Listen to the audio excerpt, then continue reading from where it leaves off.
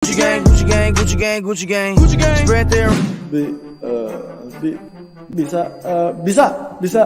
Begitu aku tutup teleponnya, aku bingung. Pras, mati aku Pras. Aku kudu piye? Pertama iki Pras. Dan seketika itu juga, semua yang gue pelajari di kampus langsung muncul. So I tell him, chill aja Mul, chill, we got this. Di Prodi Bisekon, kita diajarin nih caranya untuk memperbesar bisnis kayak masalah lo. Dan dosen gue pernah bilang, this is how a business maximizing its profit. This equal this, so profit maximization. Halo bos, besok pagi bareng dikirim ya semuanya. After that, semua berjalan lancar. Pengiriman lancar, Mul dapat duit banyak, pelanggan senang, bisnis Mul meningkat. So people, that's how we do it in business economics.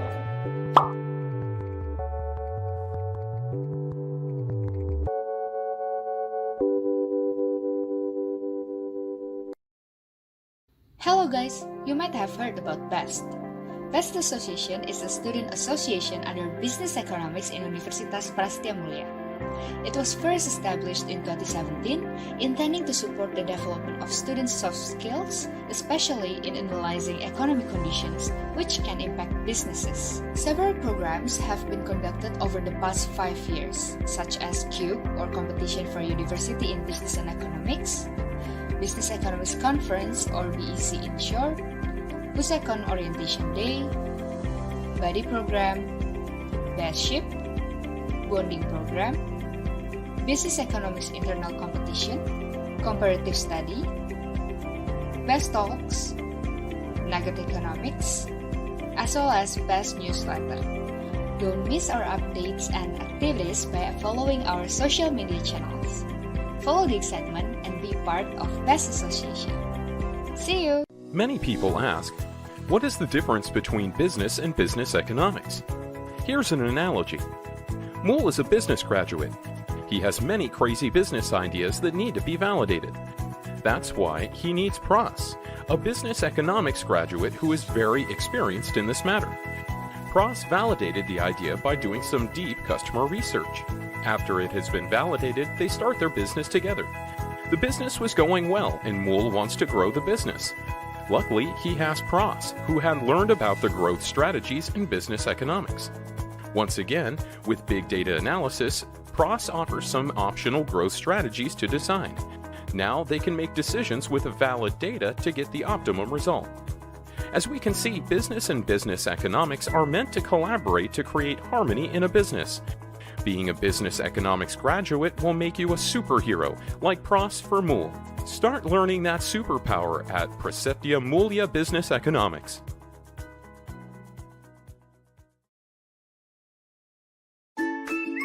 Have you ever seen a business that has been running for so long but always stay the same just like that?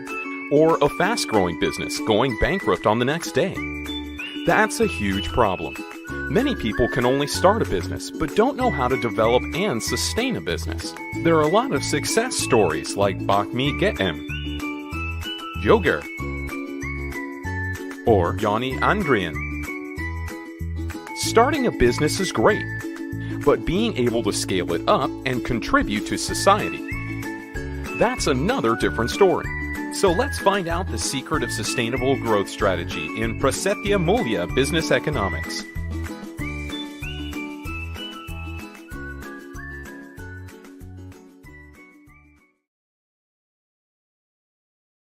Many people ask me, hey Pras, lo belajar apa aja sih di Bisekon? Atau yang lo pelajari di Bisekon itu teori doang ya? Bisa diterapin gak sih? Well, let me tell a story. Gue punya teman, namanya Mul. Dia dari dulu suka banget dagang sepatu. Yep, sepatu-sepatu mahal itu loh. And one day, he came to me and said, "Oi Pras, aku lagi pusing banget nih." And I was like, pusing apa toh kamu? Gini loh Pras, jadi kemarin ceritanya pas yang bolong nih, aku lagi nyantai, tiba-tiba ada telepon. Terus tak angkat tuh. Halo, sepatu keren banget.com. Saya butuh 20 pasang Air Jordan. Tolong dikirim dalam 3 hari, bisa? Terus, aku sing bingung toh. Ya aku jawab, 20 pak. Gucci gang, Gucci gang, Gucci gang, Gucci gang, Gucci gang, Gucci gang, Gucci gang, Gucci gang. Spread their Bisa. Begitu aku tutup teleponnya, aku bingung. Pras, mati aku Pras. Aku kudu piye? Pertama iki Pras. Dan seketika itu juga, semua yang gue pelajari di kampus langsung muncul. So I tell him, chill aja Mul, chill, we got this. Di Prodi Bisekon, kita diajarin nih caranya untuk memperbesar bisnis kayak masalah lo. Dan dosen gue pernah bilang, this is how a business maximizing its profit. This equal this, so profit maximization. Halo bos, besok pagi bareng dikirim ya semuanya. After that, semua berjalan lancar. Pengiriman lancar, Mul dapat duit banyak, pelanggan senang, bisnis Mul meningkat. So people, that's how we do it in business economy.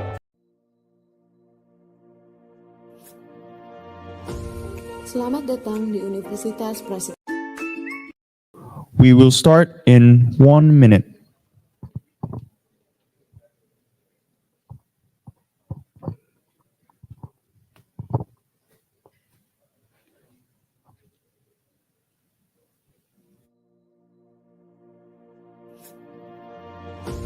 Selamat datang di Universitas Prasetya Mulia.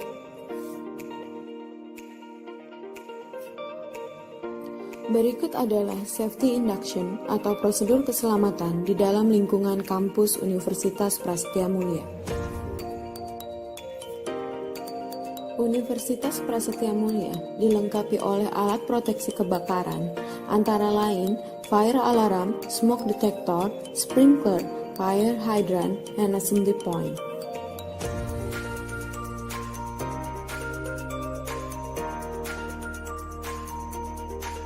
Saat terjadi gempa bumi, harap tenang, jangan panik, lakukan metode drop, cover, and hold on. Saat terjadi kebakaran, apabila terdengar suara alarm kebakaran, jangan panik, tetap tenang, hentikan seluruh aktivitas Anda, dan dengarkan arahan dari petugas gedung. Apabila telah diperintahkan untuk melakukan evakuasi, lakukan evakuasi dengan meninggalkan ruangan melalui pintu terdekat. Kemudian, keluarlah melalui tangga utama atau tangga darurat gedung. Keluarlah secara teratur dan ikuti arahan petugas untuk selanjutnya berkumpul di titik kumpul yang berada di area ruang terbuka. Setelah berada di titik kumpul, Anda dan rekan Anda harus tetap berada di titik kumpul sampai ada arahan selanjutnya dari petugas.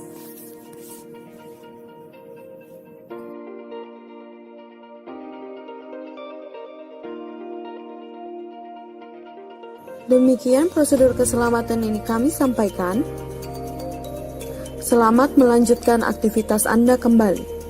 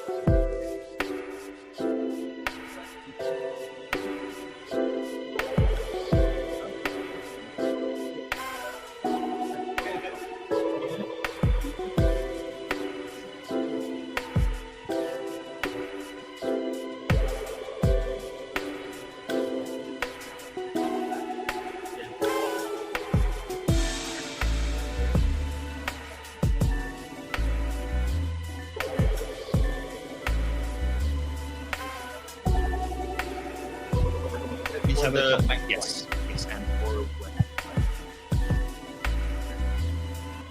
already, but that will be so I will be put later on maximum. All right. All right.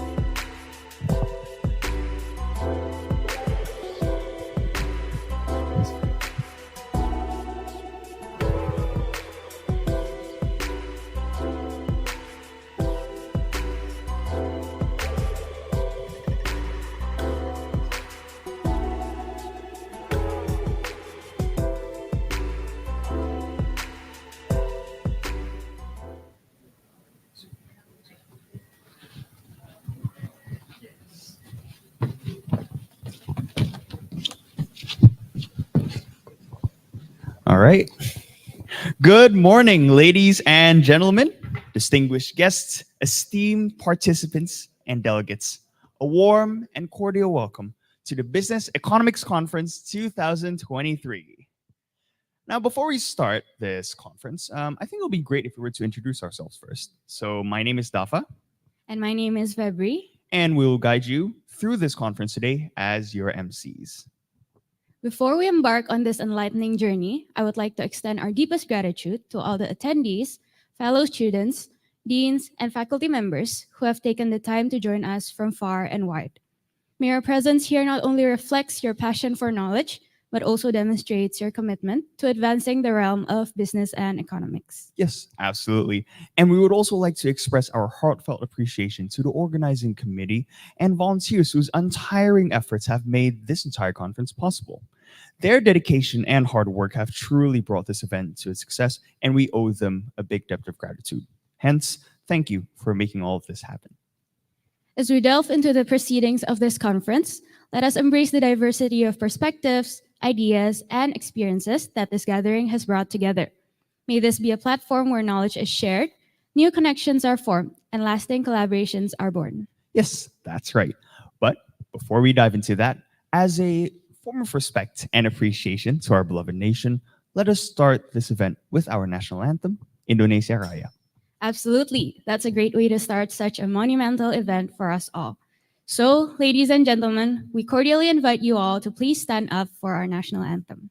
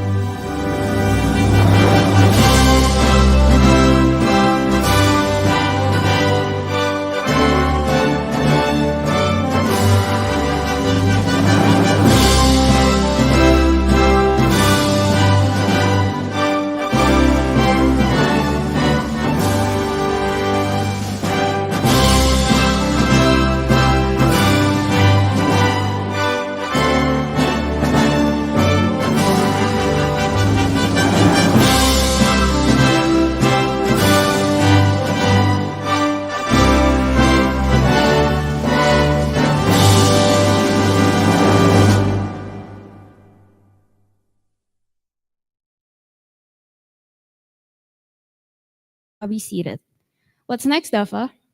Well, ladies and gentlemen, now it is the moment for me to have the immense pleasure to introduce our distinguished opening speaker for the day, Dr. Fatoni Rahman, the Dean of the School of Business and Economics at Universitas Prastia Mulia.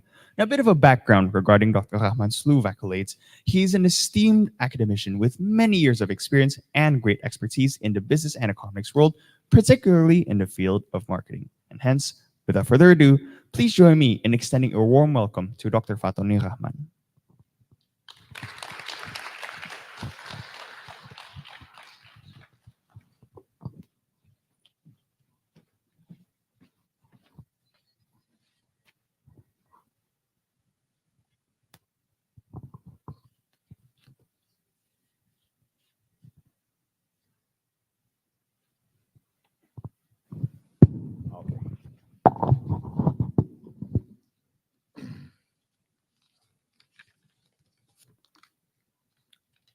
First of all, I would like to welcome Ibu Dian, Ayu, Justina from Mandiri, and then Dr. Fajar Hirawan from CSIS, Dr. Marcus Maktaners from Prasetya Mulia, and then also Ibu Fati and all faculty members and students and participants. Good morning, everyone. Okay, welcome to the prestigious Business Economic Conference, or we call it BEC, an annual event that has been the pride of the undergraduate business economics and its students association, BEST. Since I think the first inception is around 2018, is it right? Today we are gathered here in collaborations with the renowned think tank group, as you know all, the Center for Strategic and International Studies, or CSIS, to embark on a journey to intellectual explorations and discourse. BEC, year after year, has emerged as regional platforms of knowledge, deliberations, and innovations, discussing frontiers issues that holds not only importance but also urgency in addressing current global problems. As we convene today for this year's BEC, we are driven by a core theme that is both timely and impactful: technology, growth, inequality nexus, centrality of human capital accumulations. I would like to add a little bit in our conversations about artificial intelligence. AI and technology, part of the technology, have already demonstrated the potential to revolutionize industries, create efficiencies, and driven economic growth.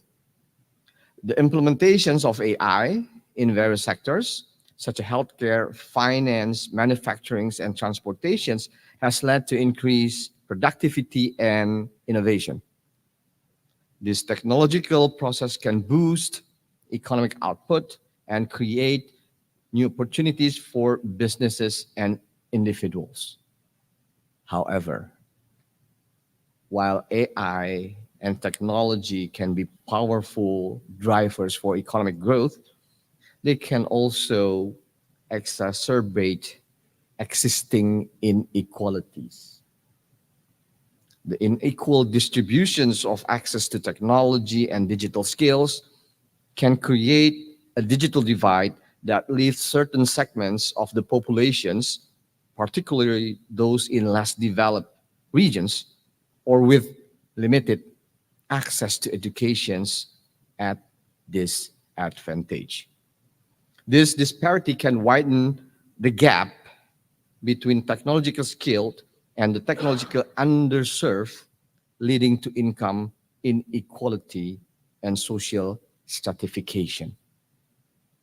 To address this challenge, the centrality of human capital accumulations become crucial. Human capitals, as we know, refers to the knowledge, the skills, or the capability of the individual possess, and is a key factors in determining economic success. By investing in education and training programs that equip people with the skills needed to participate in digital economy, societies can ensure that more people can take advantage of digital opportunity presented by AI and technology. Countries like Indonesia. I think Dr. Marcos will discuss about our potential, right? And also within the ASEAN region and Asia Pacific face a unique opportunities and challenges in this context. Rapid technological advancement offer the chance to leapfrog traditional development path and embrace innovation solutions for economic growth. Again, however, to fully harness the potential of AI and technology, policies must prioritize human capital development and ensure inclusivity. Governments, businesses, educational institutions need to collaborate to create a robust ecosystem that nurture talent, foster creativity, and provide equal access to learning opportunities. In addition to economic considerations, addressing the nexus of AI, technology, growth, and inequality also broadens societal implications. Ensuring equitable access to technology can promote social cohesion and reduce the risk of social divisions based on technological health and has not. It can also enable individuals from diverse backgrounds to contribute and to benefit from technological advancement, leading to a more inclusive and sustainable digital society. As we gather today, we recognize the pressing issues that our society faced.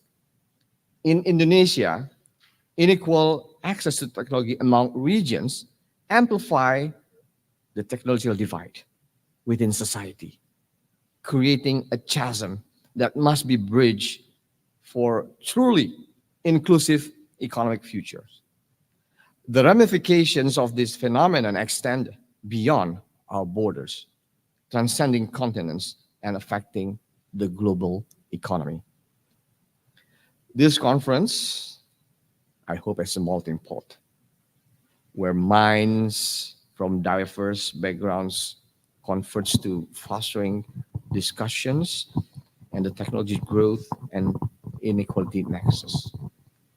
We are privileged to welcome or some stakeholders from academia, organizations, also external networks and society, each bringing unique perspective to the table. Together, we aim to unravel the complexities of this nexus, identify opportunity for cooperations, and devise solutions that transcend boundaries. Throughout these events, we will engage in a hybrid seminar and roundtables discussions that promise to enlightening and thought-provoking. These sessions will serve as a springboard for exchange of ideas and experiences, leading us towards a deeper understanding of the contemporary issues in the economy and the business community in Indonesia. Moreover, this conference is not just about discussions. It is also a platform to nurturing budding talents and showcase the potentials of our students. The parallel presentations by senior students about their undergraduate thesis, right? And then there will be poster presentations by freshman students, and the essays or videos competitions are testaments of our commitment to empowering the next generations of leaders and researchers. As we delve into the rich tapestry ideas that await us today, let us remain mindful of the significance of collaborations and inclusivity. This conference is an opportunity for us to bridge that gap, dissolve barriers, and form lasting connections that will extend beyond these walls. And for that, I would like to extend sincere gratitude to the organizers, speakers, and participants who have made this event possible.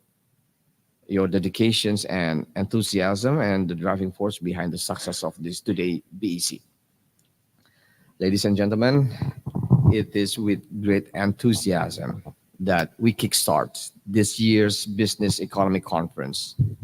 As we begin, let us do so with a strong sense of purpose, fueled by curiosity and deep commitment to shaping a future where technology, growth, and accumulations of human capital come together harmoniously. Our collective efforts aims to foster an inclusive and sustainable economy that benefits all. I deeply appreciate your presence and are thrilled to commence our engaging discussions. Thank you very much.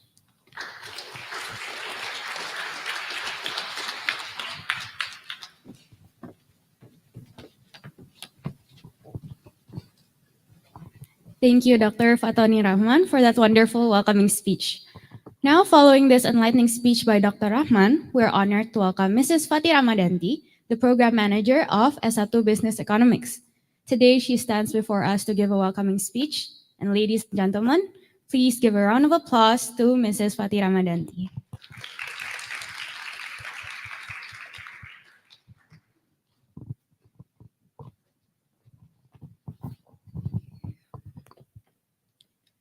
Assalamualaikum warahmatullahi wabarakatuh.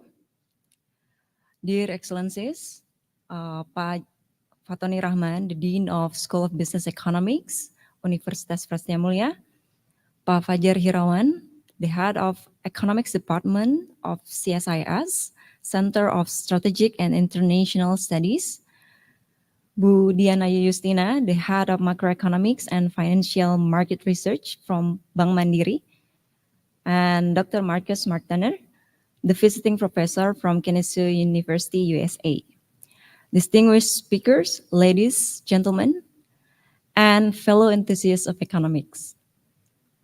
I stand before you today to address a topic that is both fascinating and profoundly important: the nexus between technology, growth, and inequality.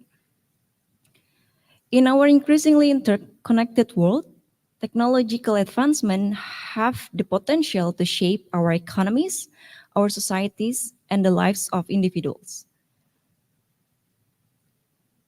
However, as we delve into this domain, we must all recognize the dual nature of technology. In one hand, it can bridge the gap between the poor and the wealthy. In the other hand, it might magnify the disparities. Let me tell you a short story. Imagine a bustling street in Jakarta where a young student, let's call her Tania, is live. In her dorm, she is able to use her smartphone to access a lot of educational resources from all over the world. Tania's access to information and knowledge is unparalleled, empowering her to break free from the chains of limited opportunities. But let's not forget a middle-aged factory worker, let's call him Adi, who is struggling to adapt to the change brought by automation. Adi's jobs, once is the backbone of his family and his communities, is now threatened by the machine that can outperform his tasks more efficiently at lower costs. In recent years, many nations have witnessed unprecedented growth in productivity. In Indonesia, we have seen remarkable and stable growth over the past years, and yet we're still grappling with persistent inequalities. We have seen technologies that empower communities, but we cannot overlook the digital divide that still exists. While urban areas flourish with technological advancement, the remote region still struggle to access the basic service like education and healthcare. If left unaddressed, This disparity might deepening the inequality gap, leaving vulnerable communities further marginalized. So, where do we go from here? We start with ensuring that technology become the source of empowerment, not the source of further division. This event, Business Economic Conference by Universitas Prasetya Mulia, aim as platform for those who care, academia, think tank, economists, and our future generation, to discuss this kind of frontier issues. Today, we will show that we care and we are part of the solutions. Lastly, I would like to show my appreciation to all of the speakers, judges, committees, and everyone for their valuable time and hard work to make this event possible. And I wish you all a fruitful and insightful discussion. Thank you very much. Wassalamualaikum warahmatullahi wabarakatuh.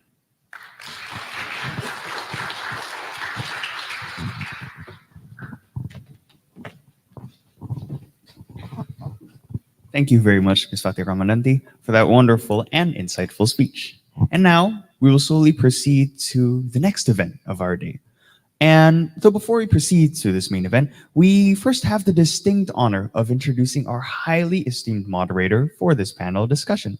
And hence, for this part, please welcome our esteemed moderator, Mr. Sukasa Shahdan, a faculty member at Universitas Prasetya Mulia. Mr. Shahdan here is very well equipped to guide us through today's discussions and help ensure that we delve right into the heart and core of the topics presented by our esteemed keynote speakers here. Although first and foremost, we would like to express our heartfelt gratitude to each of them for sparing their valuable time to join us in our Business Economics Conference today. Please give a warm round of applause for our keynote speakers and moderator.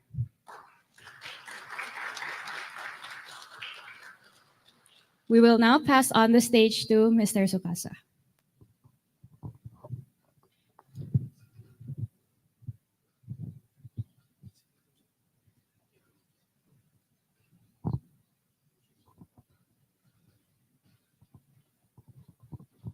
Thank you, Dava and Febri.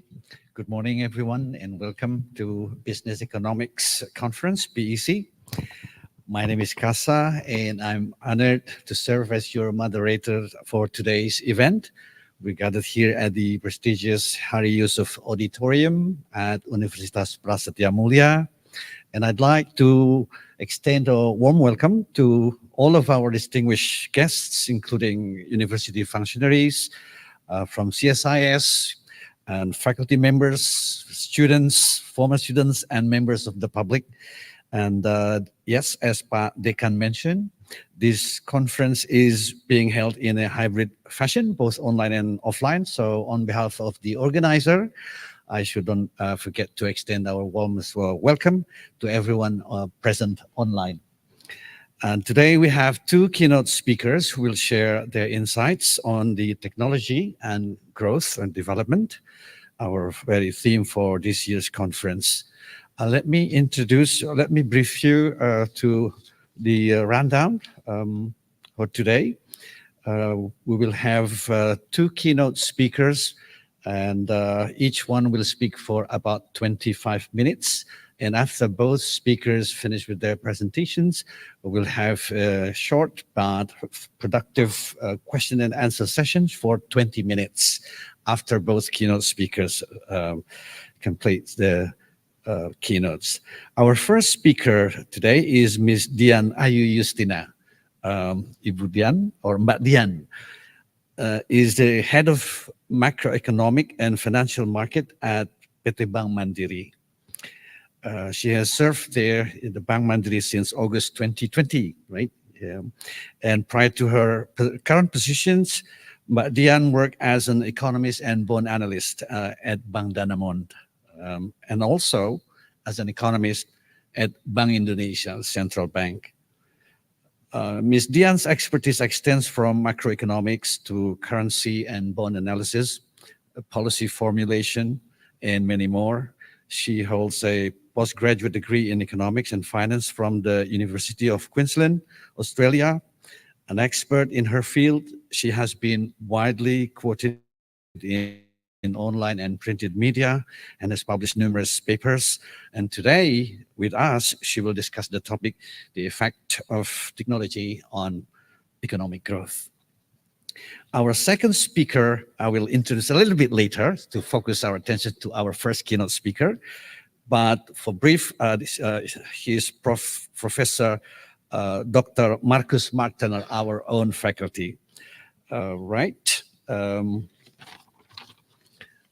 Let's, without further ado, right, I would like to invite you to join me in welcoming our first keynote speaker, Ms. Dian Ayu Justina. Ibu Dian.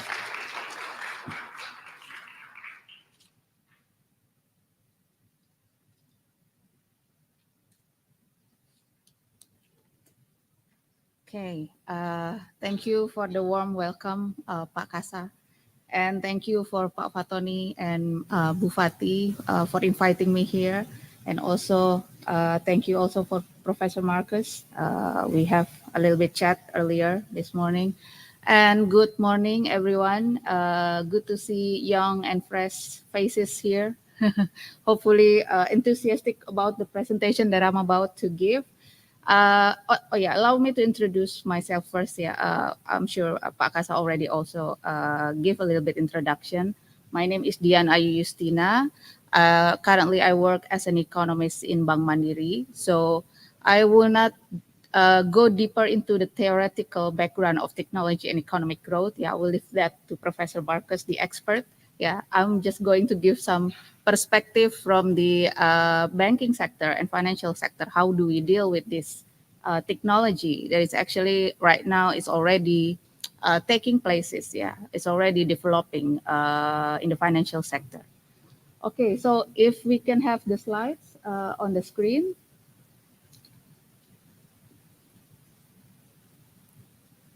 Okay, maybe we go to the next slide. I hope the slide is quite clear. As an economist, we tend to put a lot of numbers to the slides, so I hope. Okay, I'm too short here, unfortunately. Is it okay? Yeah, okay. All right, let's start. So I will try to give you some background perspective of the current economic condition, current global economic condition. Yeah, as we all know, yeah. We are currently emerging from the pandemic, COVID-19 pandemic situation. Yeah, with a lot of analysis that probably most of the economies in the world is going through a scarring effect. Yeah, caused by the pandemic. At 2020, we have a very dire pandemic situation that has been closing our activities, economic activities. It's being shut down.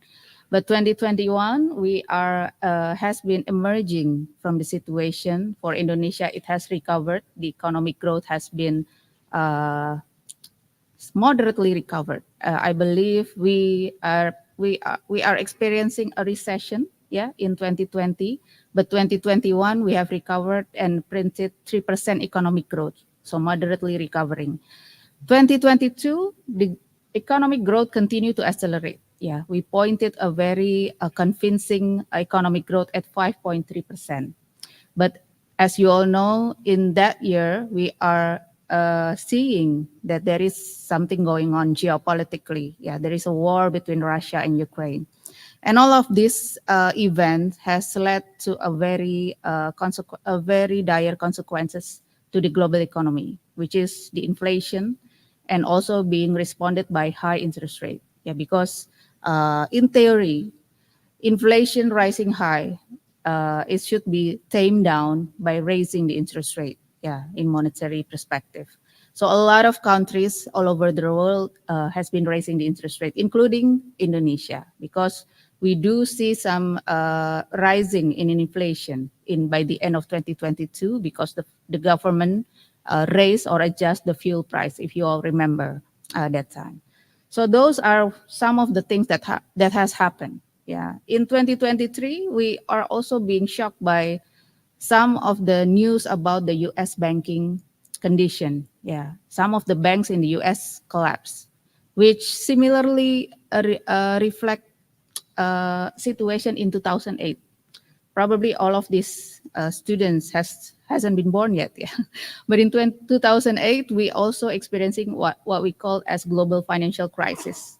Yeah, at the time, a very big bank in the U.S., the Lehman Brothers collapse, and also followed by another series of banking collapse, which triggers some worry initially this year. Yeah, once we heard that the SVB, yeah, Silicon Valley Bank collapse, First Republic Bank collapse.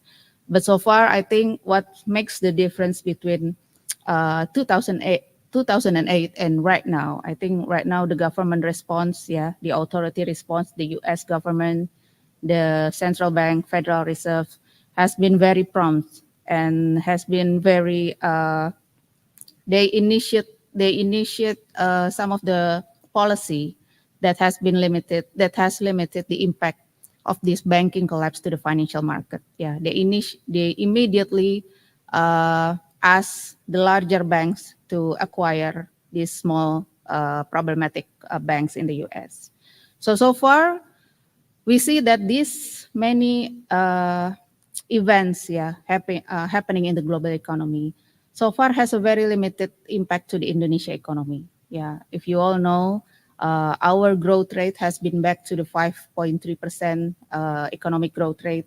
And right now, if you all follow, just yesterday, there already inflation number coming out, and our inflation number is already at 3%. Yeah, it's significantly declining from last year.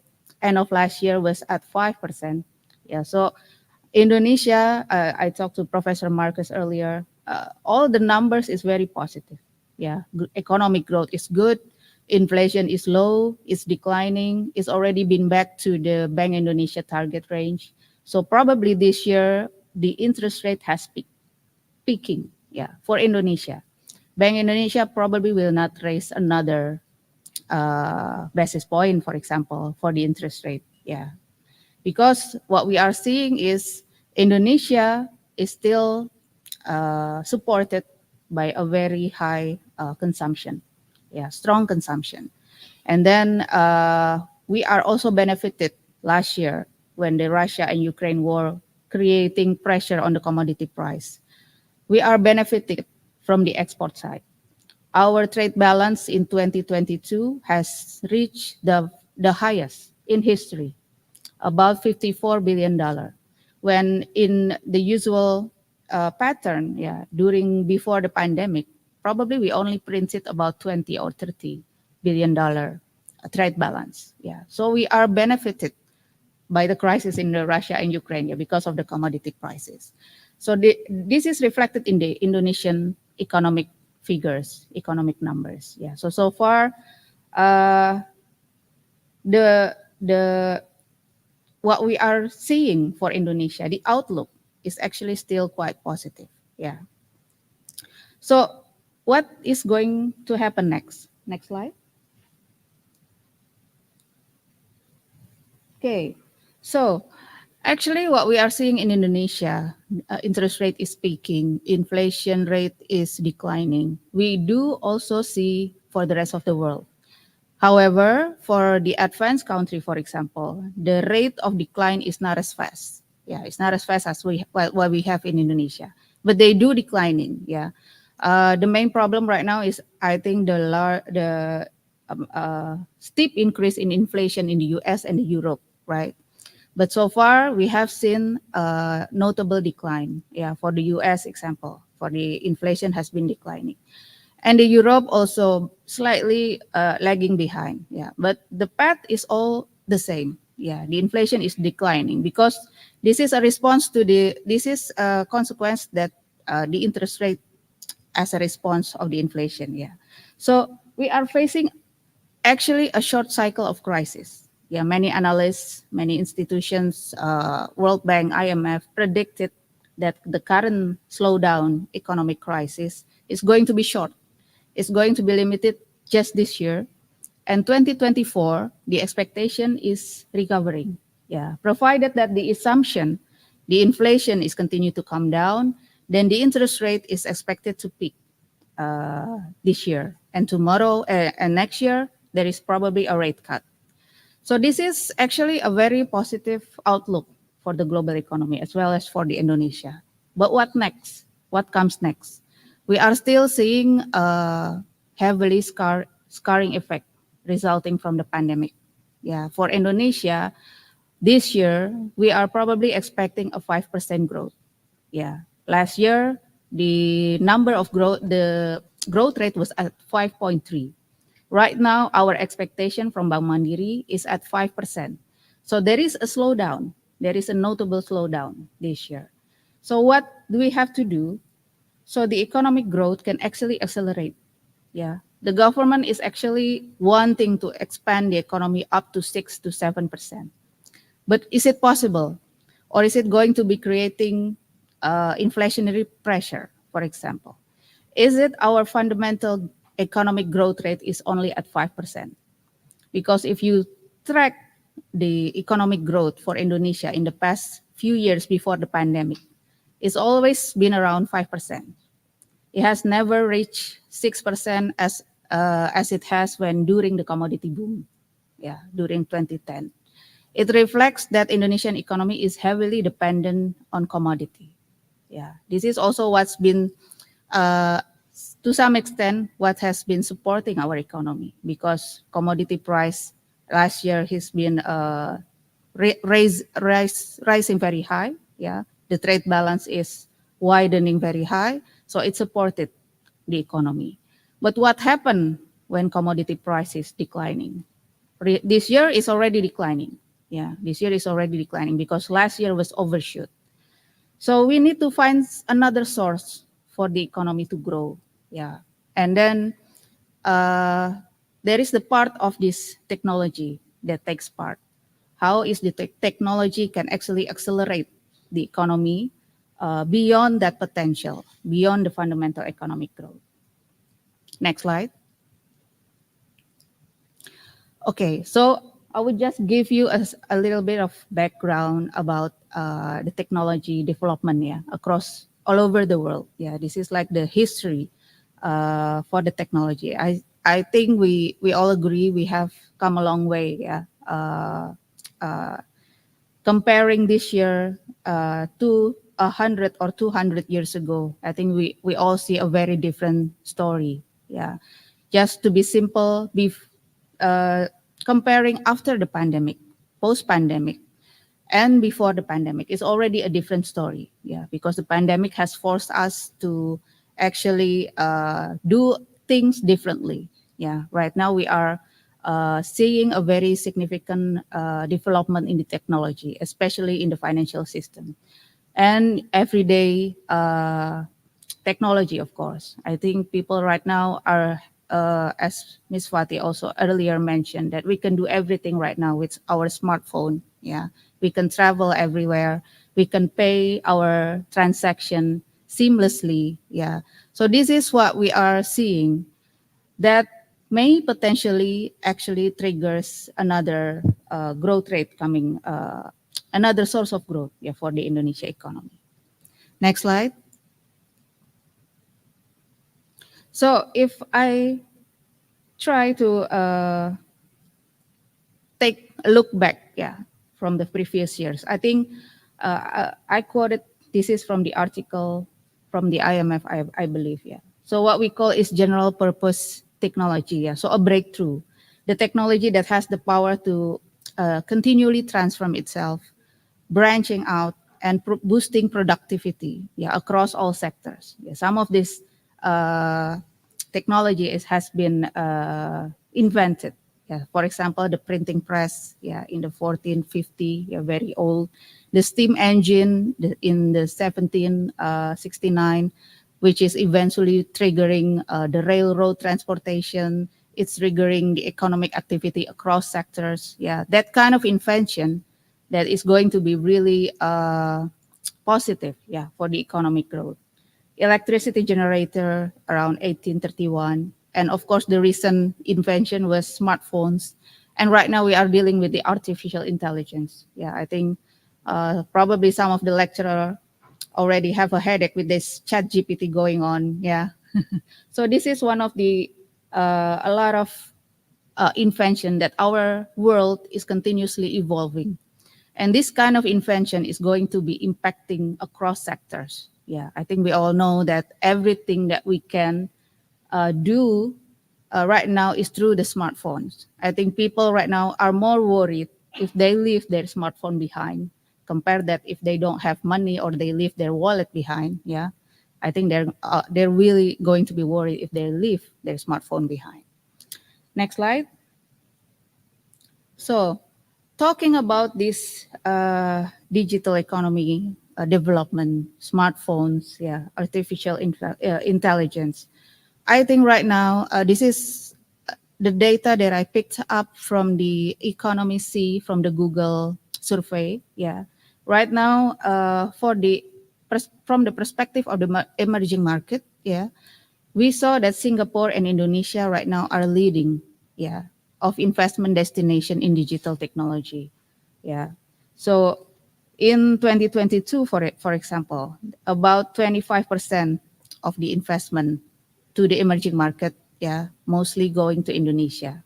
Singapore still the highest, of course. Yeah. I mean, we can see these many startups, many fintechs, yeah, dominating, yeah, from Indonesia and from Singapore. Yeah, Gojek and Grab, we do that. We use the application daily in our life. Yeah, so this has become one of the attraction for the investors.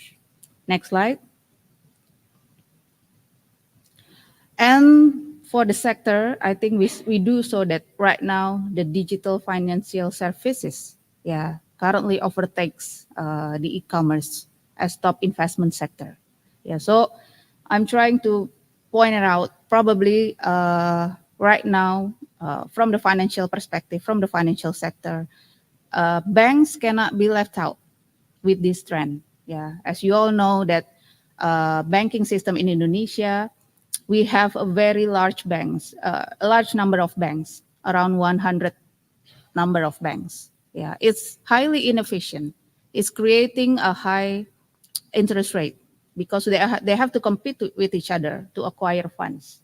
So it's been a homework for the government and for the central bank to keep the interest rate low because of this nature that we have a very large number of banks, yeah, that's creating inefficiency. And right now, there are a lot of people in Indonesia that have not yet accessed the financial sector. Yeah, so this is the financial inclusion is also one of the problem. Yeah, so this is the development of the digital financial services is, I think, probably one of the solution.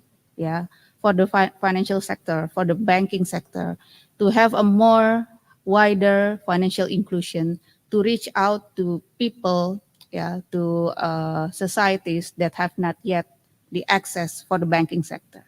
Banking sector has a lot of criteria for a person to be able to get credit, for example, or even to put money in the banks. Yeah, they have a lot of criteria.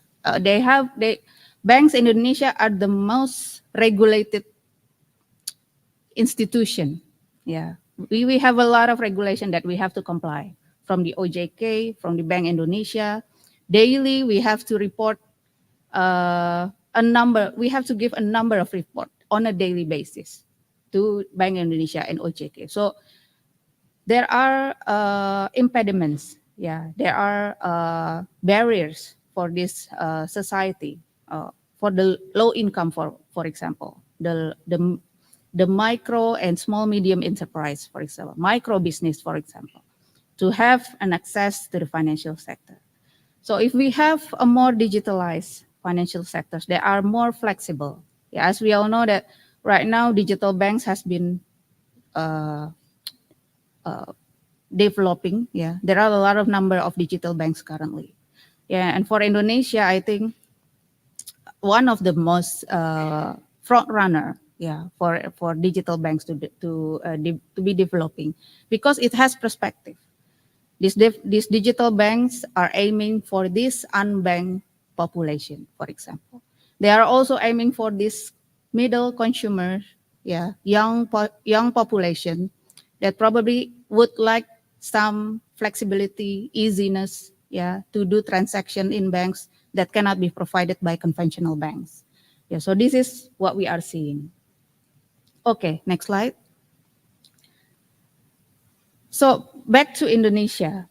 So far what we have seen for the outlook of the economy. We are actually on the path of recovery. On the path of further acceleration. Because from the inflation side, we have been able to really pressure down our inflation rate. Right now it's about 3%. But we do see some challenge. For example, like I mentioned earlier, I already covered this before, our trade balance is declining because commodity price is declining. So the support for growth, we have to find another source for growth for Indonesia, for example. Next slide. This is, 5 minutes, okay. I will cover quite fast, So this is, I've already covered also, We have experiencing economic growth. Our outlook is about 5%, but if you can see from the historical number, 5% is like business as usual. We need to do something. We need to have some new source of growth, to really push this through. Next slide. Next slide, please. Okay, so this is by sector. I would just want to point out one thing at this chart. Indonesian economy is dominated by the three biggest sectors: agriculture, mining and quarrying, and manufacturing. Manufacturing holds about 20%. So what I'm trying to say is that digitalization needs to be promoted in all of this area. But for the manufacturing sector, if you have digitalization, for Indonesia, that will be negative. Some of the negative, some of the positive.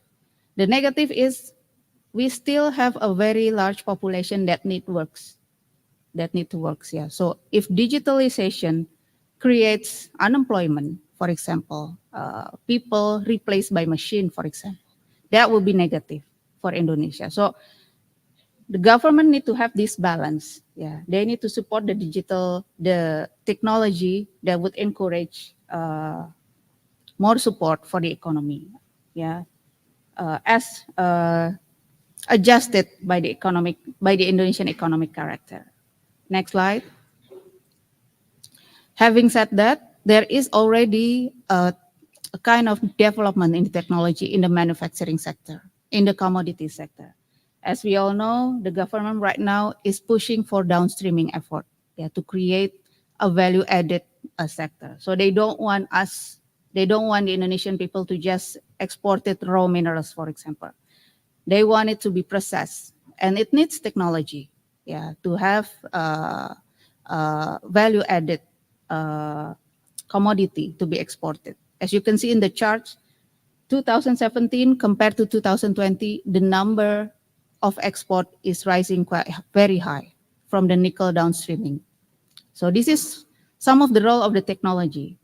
But yet again, the critique of this sector is it's a very capital intensive. So the impact on the labor intensive will be questioned, for the labor intensive sector. So we have to point that out also. Next slide. So I would just briefly cover. They say I have 3 minutes. I will just briefly cover that.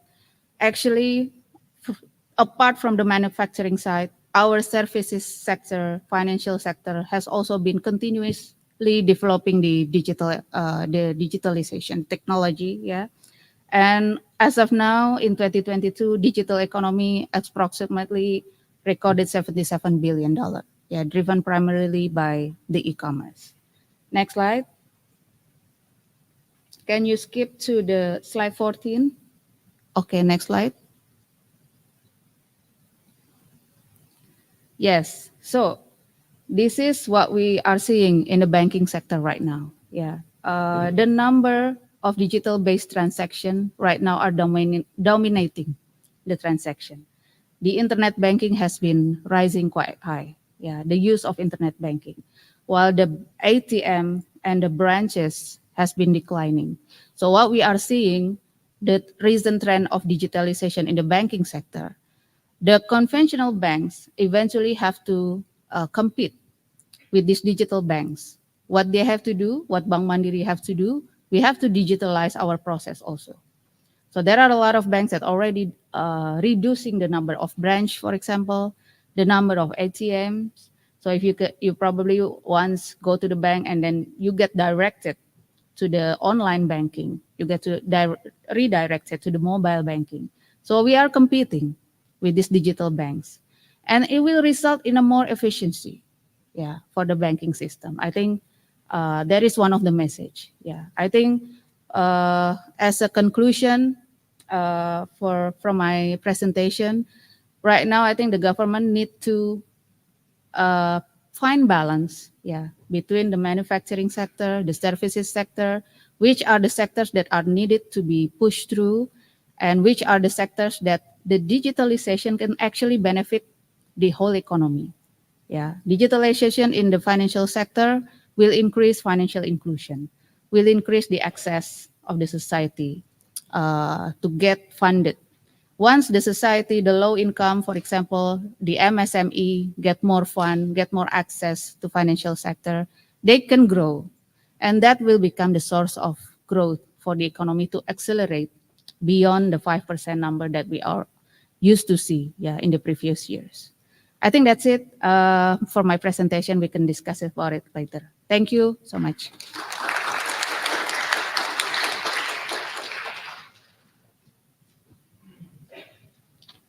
Thank you, Ibu Dian, Mbak Dian, for very insightful presentation. I think it's high time we invite you, both speakers, to the stage. Ibu Dian and also our next speaker, please be seated, but not before I introduce you, you can come down and to the podium. Audience, please take notes. If you'd like to have questions, take notes to questions. We'll have 20 minutes question and session later on to ask your questions regarding our first speaker's topic, technology and the government finding the balance to support the banking through the digitalization, especially with the banking, so that the three aspects, agriculture, mining, and manufacturing, could take benefits. Okay. It is my pleasure to invite our second speaker of today, keynote speaker, who is our own Professor Marcus Mark Tamer. Let me briefly introduce Dr. Marcus, a professor of economics and international conflict management at Kennesaw State University. He's currently taking a year's leave and joining Prasetya Mulia since May 2023, more or less 2 months here, Prof.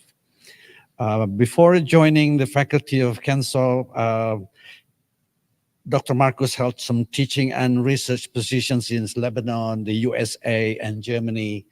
His research focuses on comparative economics, economic development, and conflict economics. I'd like to share highlights these points in case some members of the audience would like to collaborate with the professor later on. Yeah. And I'm not going to talk to you about his experience, vast experience in joining or helping the UN agencies, for example, United Nations Economic and Social Commission for Western Asia. He has also consulted for the World Food Program, or WFP, and the FAO, the Food and Agriculture Organization. Yeah. And but over the last couple of months, I had the chance to talk to Dr. Marcus about his experience here at Prasetya Mulia. And you see, we often meet on the 11th floor during taking the near the water cooler to have some drinks. And we had a chance to get to know each other a little bit better. And it is safe to say that Prof. Marcus, he asked me to call him Prof. Marky. So Dr. Marky is what might be called a dataholic. He loves to sit down, to sit over data and look for stories in it. And once he told me he likes reading books, but he prefers reading a new data set. He also takes great pride in working with young students and providing them with learning experience beyond a classroom. And that's very nice. I also know that he started a research group with students and colleagues from business economics faculty and also from STEM, and about which I'm sure he will surely share with us shortly. But most importantly, ladies and gentlemen, I got to know Marky as a friend and a new colleague who has a tremendous passion and fascination for Indonesia, its culture, history, food, and most importantly, the people. I found him a down-to-earth professor who simply loves what he's doing and is thankful for, it seems very thankful for his experience here at Prasetya Mulia. He's been with us for nearly 3 months and for the opportunity to work with so many great people. That's what he told me. So today, Dr. Marcus will deliver his keynote entitled Education as an Engine of Technological Advancement, Economic Growth, and Equitable Social Development. Now, with that out of the way, without further ado, please join me in welcoming our second and last speaker during this conference, Dr. Marcus.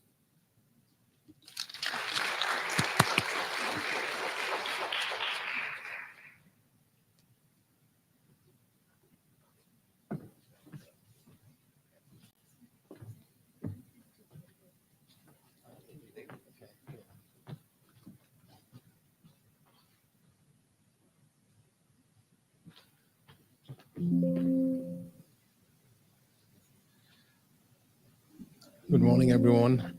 Can you hear me well? Thank you very much for this very kind introduction. And whenever I'm being introduced somewhere, I feel extremely moved because sometimes I think I am some kind of an alien or so.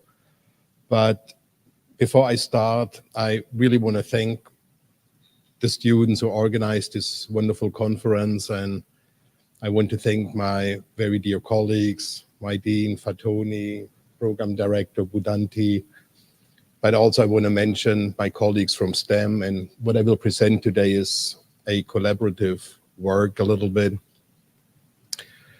I also want to thank, of course, Professor Chisman, who is currently sick, but I think he will join us this afternoon, and we wish him a speedy recovery.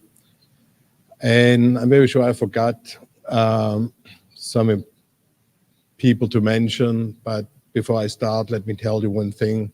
I'm extremely thankful for being here, and I appreciate all the work that the students did with this conference very much, and I feel very honored and privileged to introduce a little bit the work that we have been doing over the last couple of weeks. So what I want to talk about is the role of technology and growth in equitable development. But I want to do it specifically from the perspective of what a university like Prasetya Mulia can actually do in order to contribute towards that goal. And again, even though I will present it, always keep in mind what I present is really nothing that I did, but it's a collaborative work, and I will talk about that more later. So we can go to the next slide. Or the first slide for that matter. If I press here, nothing happens. Can we? Okay. Oh, it's coming. Okay.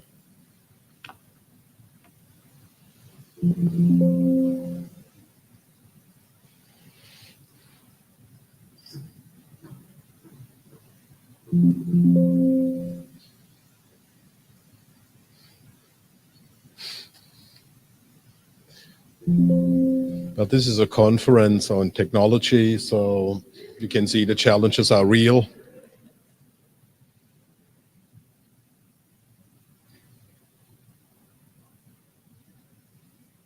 All right. Okay, thank you very much. So, and actually, Dean Fatoni already mentioned it, and he almost took the words out of my mouth. I mean, the nexus, it's not really, I feel, rocket science. I mean, we all understand that access to education is essential, but it needs to be equitable access, as you mentioned several times. If only few people have access to education, then only few people can utilize it, take advantage to it, enter it into their production function, and we will not have equitable social development. So somehow, I think we all need to understand that we need to find ways to make technology available to everyone or have equal access to it, then make sure that pretty much everyone can utilize it in their daily lives or in their businesses. And that is probably leading to equitable social development. So if you go to the next slide, please. So when I was asked to speak at our conference here, I was really asking, what is it that actually a university can do in order to promote that objective? And then I was a little bit reflecting about my very own career, about which I'm actually quite thankful for. But there were also lots and lots of elements of professional frustration. Because if you look at it, what does our life look like? I mean, we don't really have much of an impact. We are a little bit ivory tower people. So, you know, we tend to lock ourselves up in our office, and then we work on something and we develop a fancy model.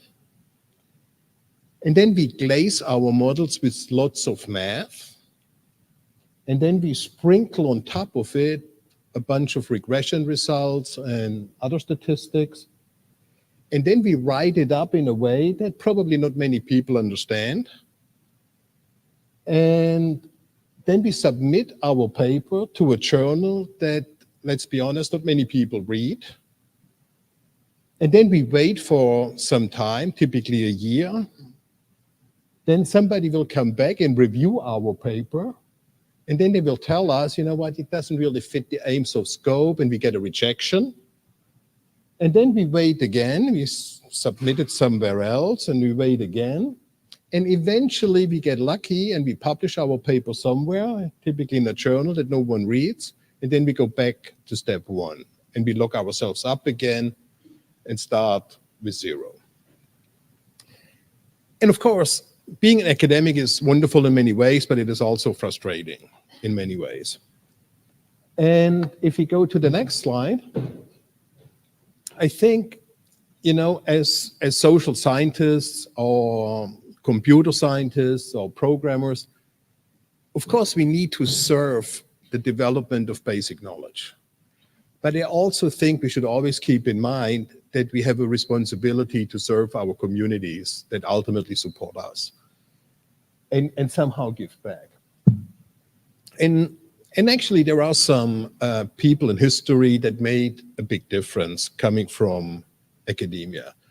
And I just want to mention a few because I didn't know how deep I should go into the topic. I think if you go back again to the other slide. So there were like a few people, academics that had a tremendous impact on societies. The first one is David Ricardo, which I'm very sure many of the business and economic students have heard about. You know, you all know David Ricardo from the theory of comparative advantage, but there is actually more to it. The theory of comparative advantage ultimately prevented England from staying a society that's dominated by a landed aristocracy. Without David Ricardo's theory of comparative advantage, probably the Industrial Revolution would not have taken place in England the way it took place. And of course, there's Karl Marx. And of course, Karl Marx is not necessarily an economist by modern economist standards, but nevertheless, his various fantasies shaped societies tremendously and not necessarily to the best part of it. And of course, there's John Maynard Keynes. You all know John Maynard Keynes from macroeconomics. And essentially, John Maynard Keynes helped to save capitalism from itself. And then I'm a German, and I was educated in the German system. And there are many German economists that had a tremendous impact on economic policy.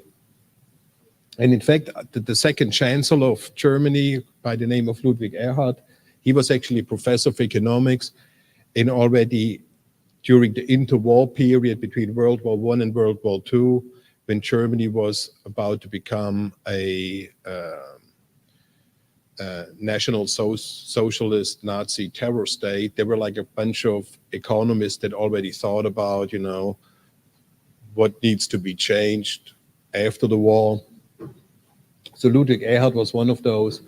And there are many other economists today, actually not that many, but a few. You may have heard of Arthur Laffer, the Laffer curve, that was very important in public debate. And you have Jeffrey Sachs, who is quite influential, and he often writes also in newspapers and regular magazines or popular books, and Paul Krugman. They're like some economists that actually shape public debate and try to work also outside the ivory tower. And I think this is what we should do. We do not have to always agree on everything, but I think we should all always be committed to do much more than simply write academic papers for our peers. And this is what we also like to do at Prasetya Amulya. And I acknowledge we will not change the world, obviously, but if we already can make a small contribution, that would be nice. So if you could go please to the next slide. So what we did here at PASMUL is we formed a little research group. And before I came to visit the university, I looked at the website, of course, and I was very impressed by the fact that it has actually, back then, only 2 schools, like business and economics and information technology, or STEM and computer science. And now we have 3 with the School of Law and International Studies. So what makes more sense than combining all the 3 schools and also work across colleges? And so what we tried to do is we created a little research group that we call the Indonesia's Global Socioeconomic Position Research Group. And what we try to do is we try to do some work so that the whole of our work is more than the sum of the individual parts. And beginning with the next slide, I just want to show you a little bit what we were trying to do.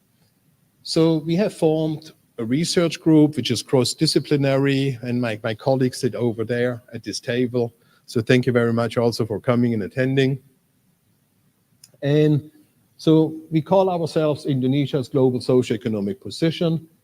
We have a mission, which is we want to provide data analytical and information technological resources about Indonesia's global socioeconomic position, and basically inform and provide valuable input to support maybe a more effective public debate. So, what we try to aspire to is maybe, let's say there's a journalist or some civil society that needs information on certain things. Well, then I think there's a great chance that they may come maybe to our website and see, oh, there's lots of data, and the data is prepared in a nice and easy to access manner. So maybe we can either reference that source or maybe even collaborate with us. We also feel we are committed to certain values. So either our guiding tenets are that we consider religious diversity, just and civilized humanity, unity, democracy, and social justice as very valuable goals. And of course, you all know that that is very closely in line with those beautiful Panchasila principles and values. We also try to be excellent in what we do. So we try to be rigorous in everything that we do. We try to be innovative. And we also want to provide public service by collaborating with government, public policy makers, civil society, and businesses. And those are not only fantasies. I think we can already show some work that we have been doing. And if you can go to the next slide, please. So we created a website. And on the website, we will inform about the work that we do. So here we have, before we click it, just hold a second maybe. So in the first project that we did, we looked a little bit at the history of Indonesia. And you see here a world map that goes back to 1990 all the way up to 2021 or even 22. And we look at 20 socioeconomic indicators that can be summarized under macroeconomic stability, which is what my colleague Diana knows much more than I do. Then microeconomic competitiveness indicators, social cohesion indicators, which is very important. We always are concerned with inequality. And if you just can play it now. So you can go to the website. That is just a screenshot because I didn't want to pull up the website. But you can click on a certain year and a certain indicator, and you will see that the color will change. And we try to make it really simple. So dark red is not really good. And the more green it gets, the better is the position compared globally. And what this first entry module essentially does is it gives everyone maybe an overview. Where does Indonesia stand for? Is it green? Is it red? Is it yellow? How does it compare to the neighbors? And you can look at maybe a different year and get some ideas. And if you go to the next slide,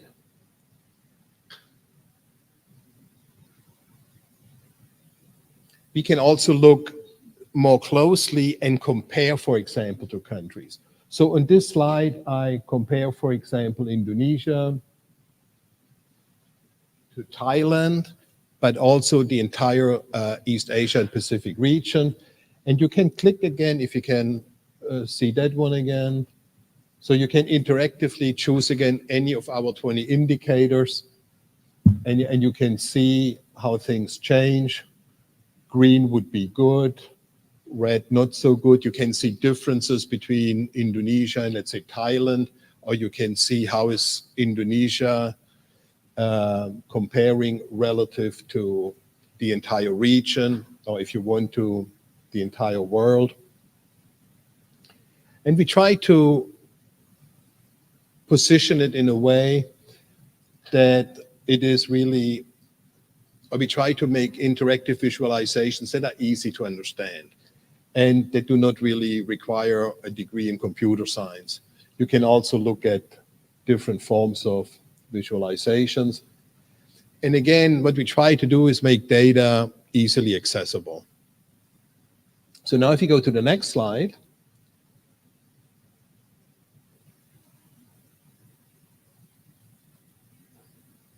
so it's a little bit hard to read, but I told you we have those 20 indicators, macroeconomic indicators, microeconomic indicators, and so on. And you see again the color coding. We have all those indicators, and you have basically a slider bar that goes from left to right, which means left is dark red, that's a very low rating, up to green, which is very high. And if you look at Indonesia, and we can play that now, so we can see the color scheme, and we can see where is Indonesia positioned relative to all the other countries. So what is Indonesia's global socioeconomic position along those indicators? But now we can change it. So we can say, for example, well, in environmental sustainability, Indonesia is not doing so great. But now we can change it. We can maybe change it from very low to low, or medium, or high, or very high. And we can do that for all kinds of things.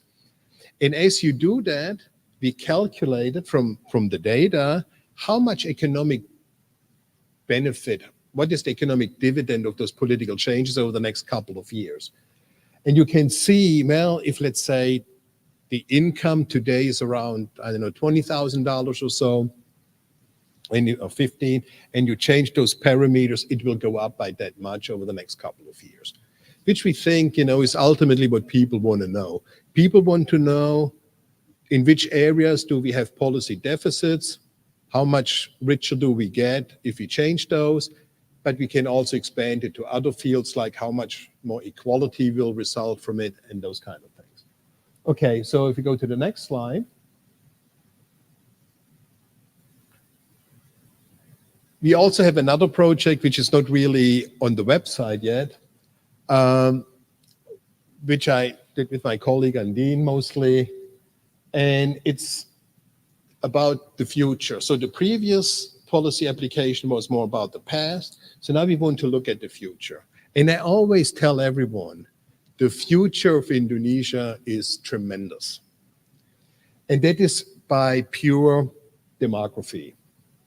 So here, this is like a little snapshot where we can look at the GDP, which is income, and we can look at GDP per capita as well, and we can look at the demography.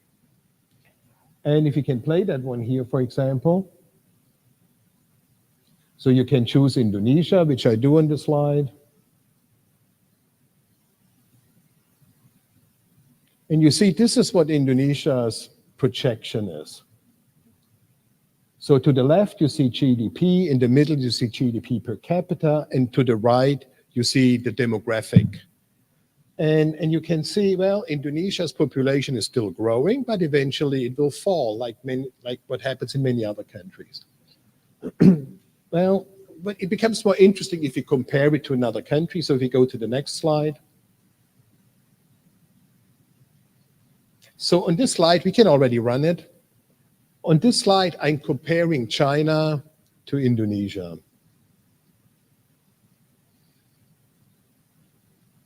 I think we have to go to the next slide. Yeah, so at this slide, I'm comparing Indonesia to China. You can run it. And when I tell you that I'm very optimistic about Indonesia, you will see in a second why that is.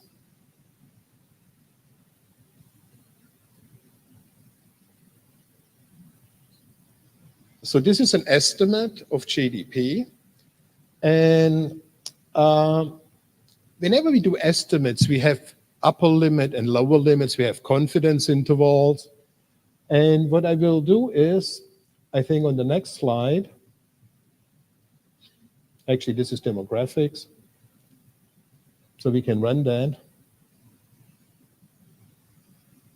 I was actually jumping ahead. I want to show you now that there is a great chance that actually Indonesia will surpass China by the end of the century as the biggest country in the region. So what you see right now is simply comparing mean estimates. And you see how China's economy, which is the light blue, will decline. But if things go very well in Indonesia, and we look at the upper limit of the estimate, there is actually a great chance that Indonesia will surpass still China. Okay, I know this was a lot of information, a lot of visualization. The point that I'm trying to make is that we try to provide that data. Of course, you have to visit the website, maybe take a little bit of time and browse around. Okay, so that is one aspect what we try to do. 3 minutes, that's perfect. If you go to the next slide, we can actually skip that one. Okay, so I'll save the best for last. So what we try to do is we try to use technology to support public policy, but we also want to support businesses. There is a lot of talent. And for example, we have discovered a little company in Jakarta that produces electric bicycles and makes conversions of combustion engine driven cars to electric vehicles. There's a lot of talent there. But I looked at their website and I realized this is not a good website. So, my dear colleagues like Permata and Cesaria and all our wonderful students that I see here as well, which I cannot name all by name now, but we helped to create a website. And the students made a very nice video, and the video speaks for itself. And I just want to play that video. It could be a little bit loud first, so if you can play that one.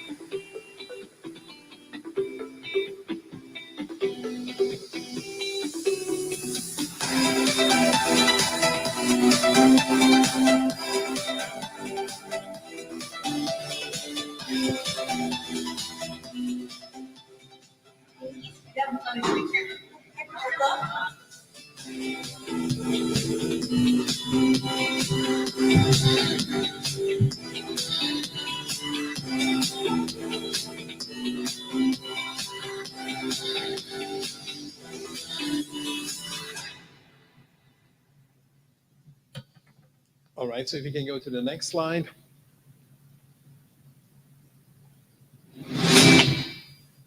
So what we are trying to do is, when we talk about technology and inequality and growth, we know we will not change the world. But I think there's so much talent here at this university, and we have really such great students and colleagues, that maybe we can make a change, in little areas. And that is just our aspiration. And for that purpose, we have created that website and try to reach out to different industries. We have already other projects lined up.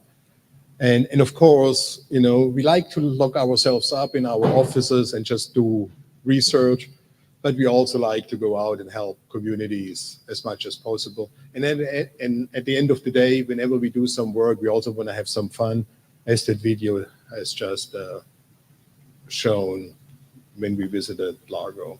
So with that having said, I probably extended my time. I'm not very well organized normally, but I want to give back to my dear friend, Casa, and thank you very much for your attention. Thank you very much. Thank you very much, Dr. Marcus, for the mind-opening presentation, keynotes. Now we are about to be ready for a 20-minute question and answer sessions. Before I allow the audience to forward some questions, I would like to give you opportunity for our speakers today regarding their own putting into perspectives of the topic or the theme today, this BEC 2023. But Dian Ayu Justina was talking about the effect of technology for economic growth, right? And very good exposition about history of Indonesia, that stagnant point of 5%, some sectors that mostly contribute to Indonesia's economy, and the way forward as far as technology is concerned, especially for the government to do certain reforms technologically in certain area. And perhaps my point would be to allow you to make a final statement to guide our participant, our audience, to ask their questions. Okay, and also for Dr. Mark Tanner on the. I think I like the very presentations of data analysis and data display about the potentials of Indonesia, And the topic specifically that I would like to highlight here for the audience also, so more questions could be generated hopefully, is, let me take my note here.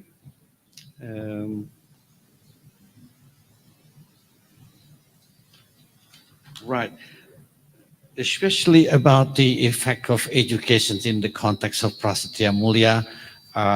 Perhaps I would like to give you an opportunity to give some message, a key point to our students in the context of Prasetya Mulia as well. A last thing.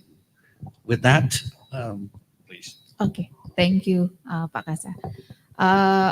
Thank you for the opportunity. I guess what I'm trying to, my points, from the presentation, from the theme of technology and the economy. I think right now we cannot avoid, the technology developing.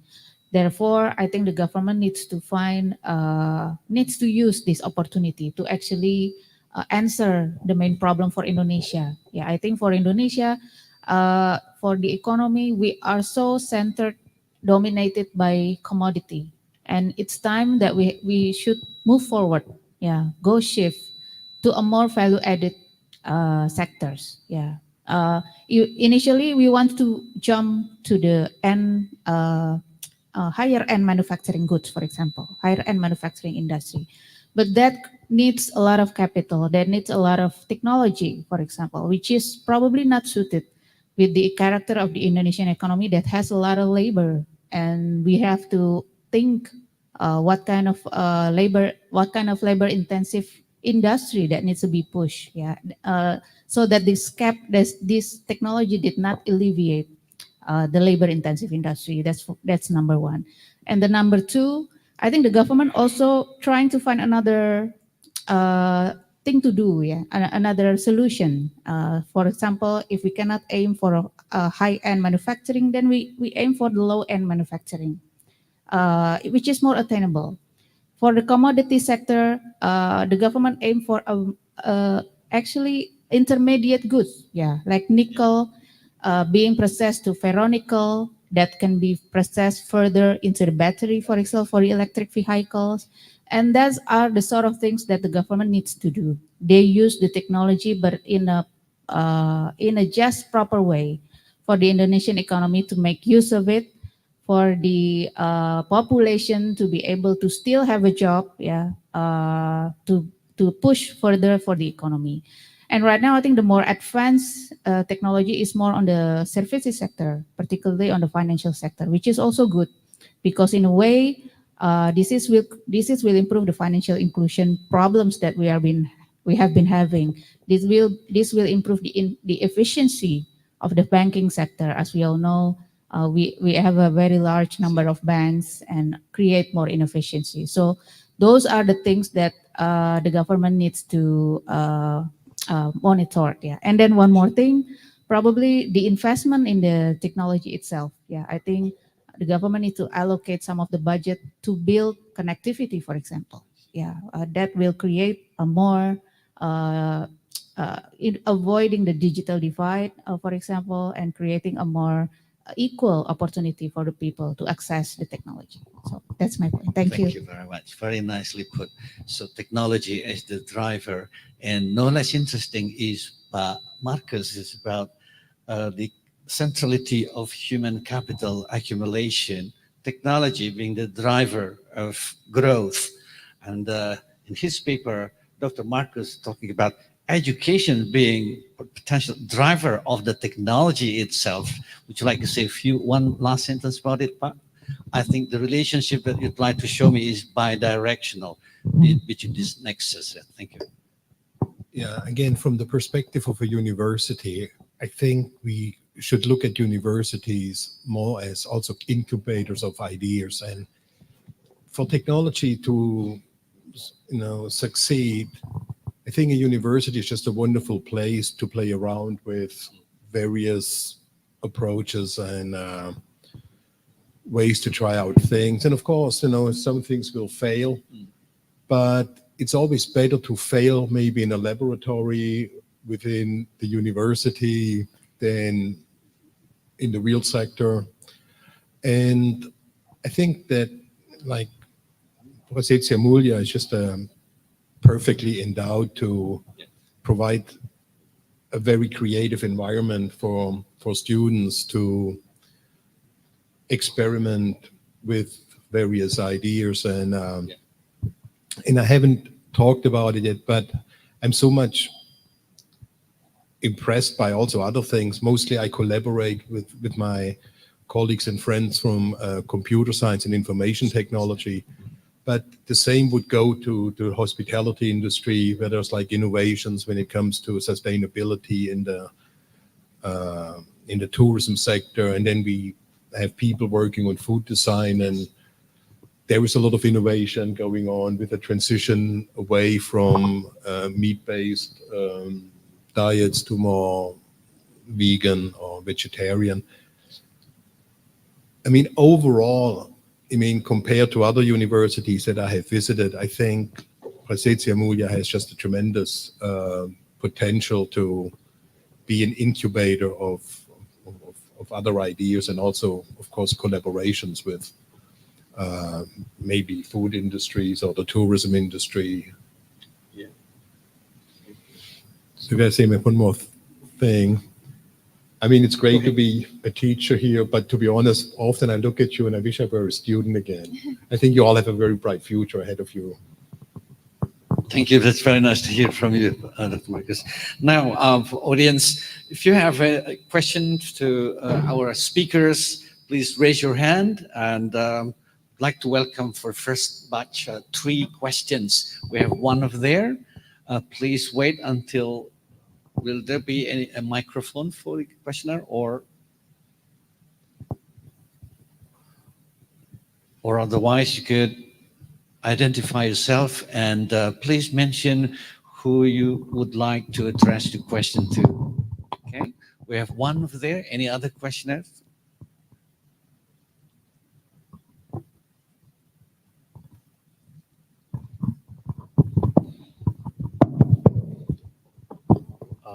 Hi, good morning. My name is John. I'm from Business Economic 8th semester.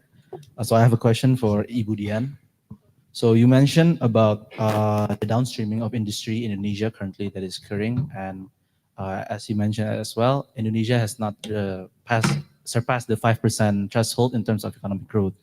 And from your perspective, you discuss all about investment and also banking industry and also embracing technology in Indonesia, but we can see clearly that most of it is happening in Java, not in around Indonesia. The HDI in Java is I believe 0.96, but the rest of Indonesia is around 0.8. Do you think with all that investment technology as you mentioned, do you think we should embrace that first, or should we educate the people outside Java first? Because if let's say we just focus on technology now, only people mostly in Java will only experience and reap the benefit. But however, as you can see, people outside of Java, most likely only a percentage of them will reap the benefit, because as you can, some of them doesn't have formal education, they're working on informal sector. And if Indonesia would like to shift that, it can't happen overnight, right? It should be education first. So I would like to know your perspective on that. Thank you very much. Thank you. Very interesting question, John. You have a good point. I mean, what we're seeing now is the inequality problem between island, between area. And of course, right now, the growth is heavily centered in Java. Actually, some of the other part outside Java right now, I think if we look at the most encouraging latest data that we have, foreign direct investment, this is data from the BKPM, has been coming in to Indonesia, but the portion of the area outside Java is increasing. It's not dominating yet, but it's increasing. Because why? One of the reasons is the nickel downstreaming industry. Because a lot of investment going to that sector because that's the government policy. The government are stretching a lot of attention to that sector. So investment coming in, and those are moving into other parts of Indonesia other than Java. So the number is increasing, but it's not dominating yet. But again, it's actually highlighting a very valid point that the Indonesia economy is still quite dependent on commodity. Yeah, commodity, while commodity and the other part of the economy is driven by services sector. Services sector mostly allocated in Java, true. Yeah, so sometimes if we talk about technology, startup, fintechs, most of them are located in Java, Jakarta particularly. Of course, we need to have more diverse sources. Yeah, outer Java area, mostly commodity based. Yeah, the industry, the sectors. So I think this is actually the government already know about this problem, and they're trying to really push this outer part of Jakarta, outer part of Java, to have other industry besides commodity. And the first step that they have taken is building infrastructure. So actually, this is still the first step. The next step should be building the human capital. Yeah, the human capital. So the human capital needs to be equitable, yeah, with the one in, for example, in Jakarta. But sometimes people in Jakarta doesn't want to be moved to other parts of Jakarta or Java, yeah, because there are a lot of factors, mainly infrastructure. So that I think that's one of the reason why the government during the President Jokowi's term, the first assignment that they do was building infrastructure across Indonesia, not only in Java. Yeah, so that is the first thing that they have to do, because they need to attract these talents from Java to go to be willing to be put in the outer area, and then they can create or they can build the human capacity outside Java area. And also one other thing that needs to be immediately built by the government is the connectivity. Yeah, infrastructure. Okay, we already see some very massive infrastructure, but it's still very slowly used. I mean, yeah, there's not much of use of it. So, but the economic activity needs to be raised. How? By the government can allocate a bigger budget, for example, for the region, but they have to make sure that the budget is not corrupted. Obviously, we know that there is a lot of problem of corruption in the local government, and the second most important thing is the connectivity. So right now, the digitalization is providing some kind of facilitating that these people outside of Jakarta probably can have access, more access, even be it to the financial sector, be it to the other sector, for example, using the digitalization. But for that to be happening, the government need to build the connectivity. You know, the BTS, that is also corrupted. Right. You know, the communication, for example, the infrastructure is still one of the main thing that has to be built first before pushing this development of the human capital. Thank you. Yeah. Thank you, Mbak Dian. Thank you. I would like to welcome another question. I think John has another one. Thank you for your answer, Budian. Really appreciate it. Thank you. Thank you. We have from the audience.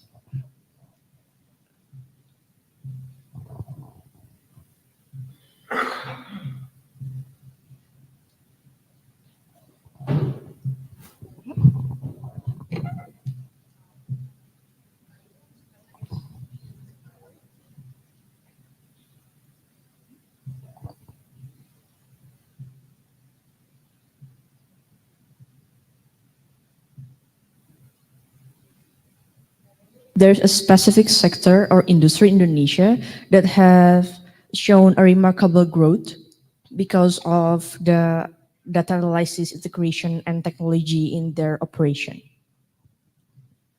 Okay, thank you. What I'm seeing is probably three sector. Yeah. If I miss something, please do give insights. But from what I've been monitoring, I think the three biggest sector that has been increasing in performance is the nickel downstreaming industry, and then financial services. Yeah, there are a lot of development right now. If you can see, many people have used the QR code for payment, encouraged by Bank Indonesia. And actually using that QR code, Bank Indonesia get the data of the informal sector. Yeah, about 70% of Indonesian economy is mostly informal sector. So this one is not captured. They don't pay taxes, for example. We don't know what's their income, for example. But the Bank Indonesia encourage this informal sector. You can buy like bakso, for example, using QR code right now. Yeah. So this is a step gathering the data for the government, so they can create a policy that are suitable for this micro business, the one that has not yet access. So that's a good one from for the financial sector. And the other one is information and communication for Indonesia. That is also one of the sectors that has been growing quite fast. Unfortunately, the biggest sector in Indonesia is still the manufacturing sector. It's about 20% of the overall economy. So, and that is labor intensive mostly, textile, footwear, something like that. Yeah. So if this manufacturing sector has not yet been recovering quite good, yeah, and technology is also still quite limited on that sector. So the impact is still quite limited to the overall economy. I hope that answers your question. Thank you. Thank you, Bu. We're a bit short for time, but we still have another question from the floor. I'm keeping my own time here. The timekeeper says time is long, but actually we still have about 5 more minutes. Is that okay? We add 5 more minutes, yeah, for the questions? Right, the next question, please, over there. We have a hand raised there. Hello, my name is Reda. I'm a faculty member at Tourism Department. I just wonder about from the technology side, because I always think that from an economy standpoint that an economic growth means there is a movement from asset to assets. And how do you see technology has rapidly accelerated that movement?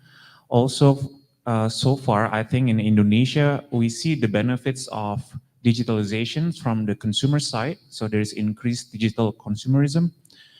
Did you see also such rapid digitalizations also contributed in terms of productivity on the manufacturing side? So if you have any opinions, either Prof. Marcus or Bulina, please do so. Thank you. Thank you. This question is for both of you or any one of you. Please be brief. Okay. Concisely. All right. Yes. Thank you for the question. Probably I answered the later part of the question. Manufacturing sector in Indonesia is still experiencing a lot of problems. Yeah. For example, the domestic oriented one is still doing a lot of better. Yeah, because F&B, for example, Indonesian is likes to eat. Yeah, that's positive for these sectors. But there are also other sectors that are negatively impacted by the global slowdown. Like what I mentioned, textile, footwear. You may heard there are already news that some people are being unemployed in those sectors. What do you call it? PHK, layoff. Yeah, from that sector. So yes, I think the government need to have a clearer path for the manufacturing sector to develop. Yeah, and also to use the technology, and at the same time to create balance, between keeping the labor intensive, yet having the technology to really push the efficiency. That is a big issue, and so far I don't see any development yet on the manufacturing sector. So what I'm seeing is now more development is on the services sector. Yeah.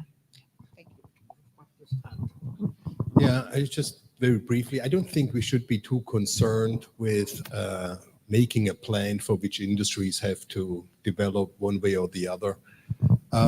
because nobody would have expected that India, for example, is turning into a software powerhouse or a service information technology powerhouse. It was more by accident.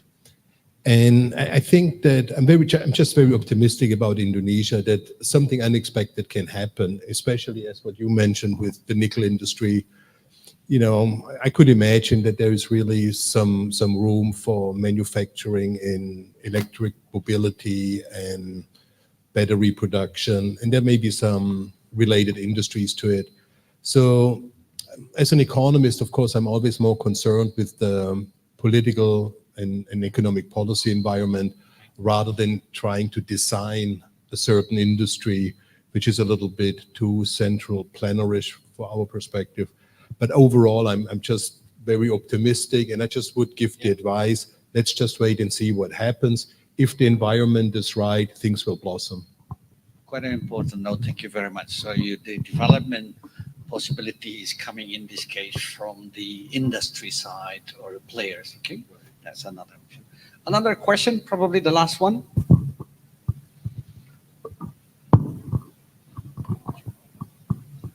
No. We already exhausted the 20 minutes allocation, so I think that's about time. Yeah. Thank you very much for the questions and for the participation from the audience. This concludes our conference on the theme of technology today. And allow me to thank once again, our keynote speakers, Mbak Dian Ayu Justina and Dr. Mark Tanner, for sharing their insights with us today. I would like to thank Universitas Prasetya Mulia and especially Faculty of Business and Economics for hosting this auspicious event, annual event. And of course, the audience, all of you for attending online and offline alike.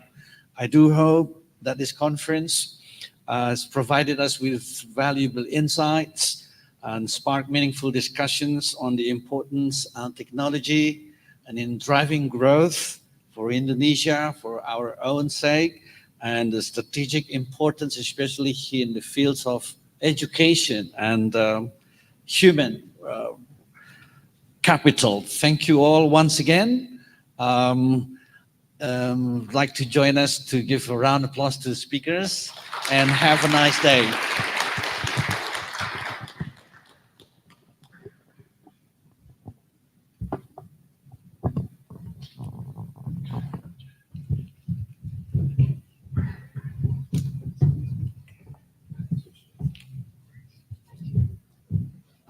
Ladies and gentlemen, we hope you found the speeches by Ms. Dian and Dr. Marcos were enlightening and thought-provoking as we did. And hence, as a form of gratitude, let's once again give them another round of applause for sharing their valuable insights with us.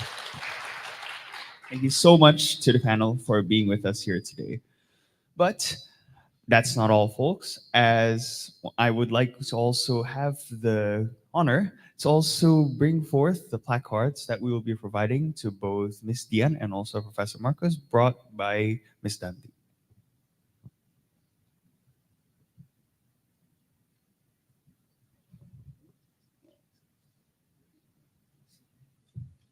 And so for that, I would like to invite Ms. Dante to please come forth onto the stage, as well as Professor Marcos and also Ms. Dian. And also for a quick photo session.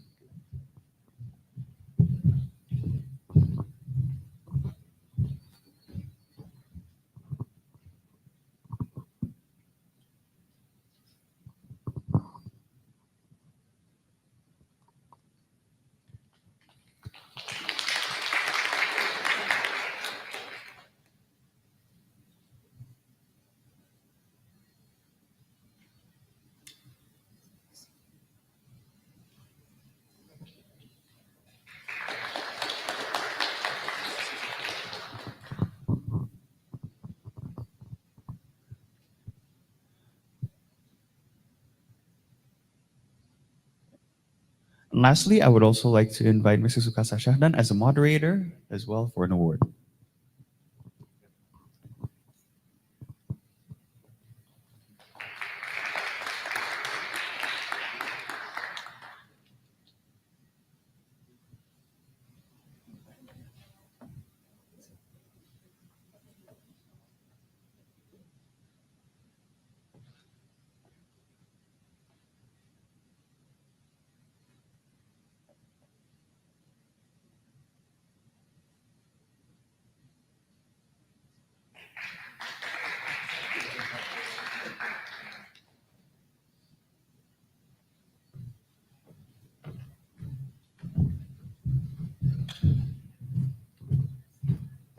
Okay, thank you very much to all those that were here to give all those wonderful insights. As we take a moment to digest the knowledge we've gained, considering how in depth that discussion was, we believe it's time for a well deserved 15-minute coffee break. We have prepared some delightful treats and beverages for you just outside of the auditorium, and we hope you enjoy it. Thank you. Enjoy, everyone.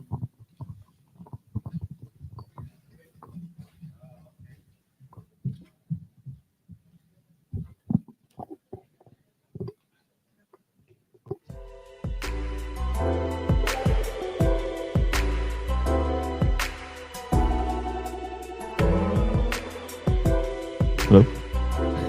Once again, the break will go for 15 minutes, and once the 15 minutes is over, please return back to your allocated seats. Thank you.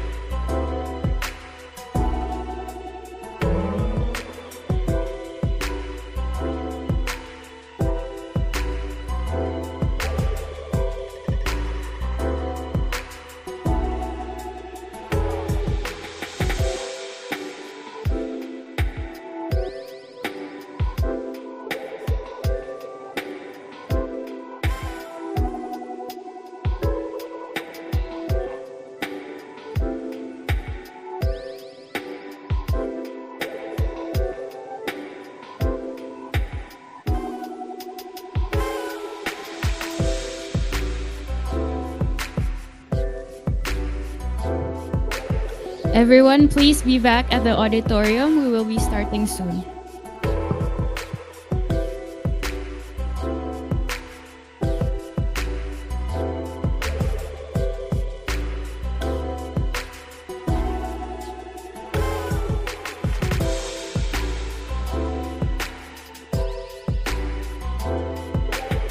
Attention to everyone, please be back at the auditorium because we will be starting soon. Thank you.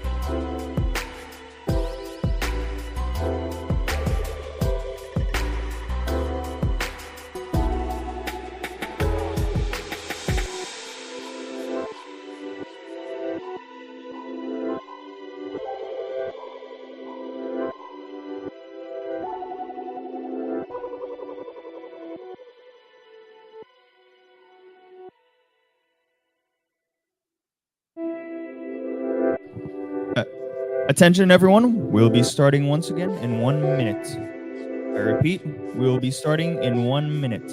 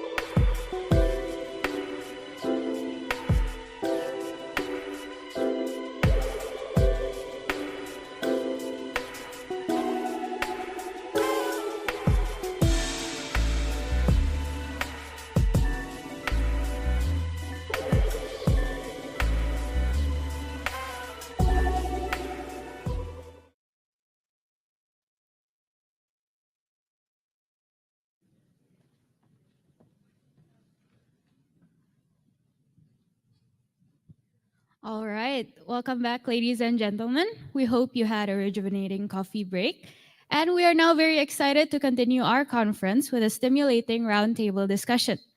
This segment promises to be an engaging and insightful session as we bring together distinguished experts to delve deeper into pertinent economic and technological issues within the ASEAN region. The roundtable discussion promises to be a platform for robust debates, exchange of ideas, and solutions to some of the most pressing economic challenges in the ASEAN region. Now, without further ado, let us delve into the heart of the discussion with our distinguished panelists. And now I would like to invite Dafa back onto the stage, but this time as our moderator for this session.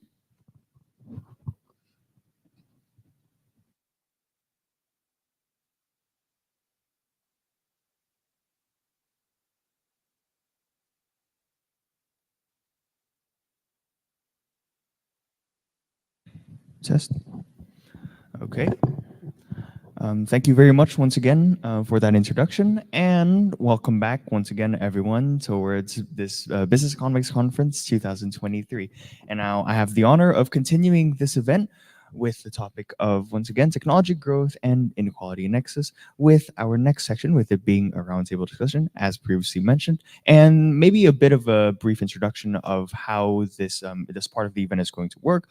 Once again, we are going to be having presentations brought by our speakers, and then we're going to be bringing them for a table discussion, as well as the question and answers right afterwards. But before we get into that, I would like to introduce our first speaker for today, which will be Dr. Fajar Hirawan, the head of the Department of Economics at the esteemed Center for Strategic and International Studies, or better known as CSIS.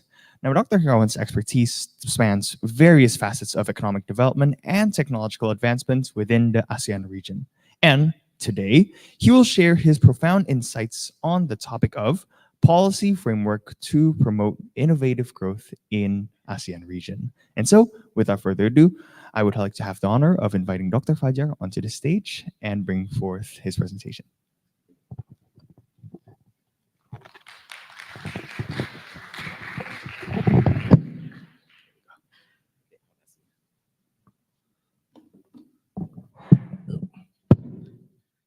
Thank you. Assalamualaikum warahmatullahi wabarakatuh. A very good morning to all of you, and thank you for Prasetya Mulia, University of Prasetya Mulia, for inviting me, the Dean, and also Ibu Fati as the Program Manager of the Business Economics Program.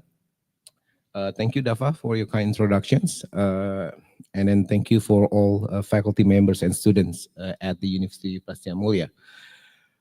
Today, I would like to share some things related to the policy frameworks to promote innovative growth in ASEAN. Perhaps, you guys already hear or probably discuss mainly about how to, realize the inclusive and the sustainable growth. But in this case, I would like to share something a bit different that I want to share on how to promote the innovative growth in ASEAN. Next slide, please. Yeah, so can I use this? Perhaps I can use this, right? Okay. No. Okay, so I would like to share my insight into 5 parts. Of course, I will start something with the current issues of the mega trends and the disruptions that happenings nowadays, and perhaps I would like to share something as well about the current innovative development in the context of in the global context and also in the ASEAN context. And then perhaps in the next points, I would like to share something about the policy considerations and also development priorities that become a priority of ASEAN recently, and then last but not least, of course, I would like to share something related to the frameworks on how to promote the innovative growth and also how to deal it with the way forward slides. Next. Yeah. So next, please. Okay. Yeah. Can you go to the next slides? I know it's better to use my, okay. Okay, perhaps, you can see here, there are several events that happenings nowadays, like including the demographic change, the rise of the technology, the climate change and the scarcity of the, resources.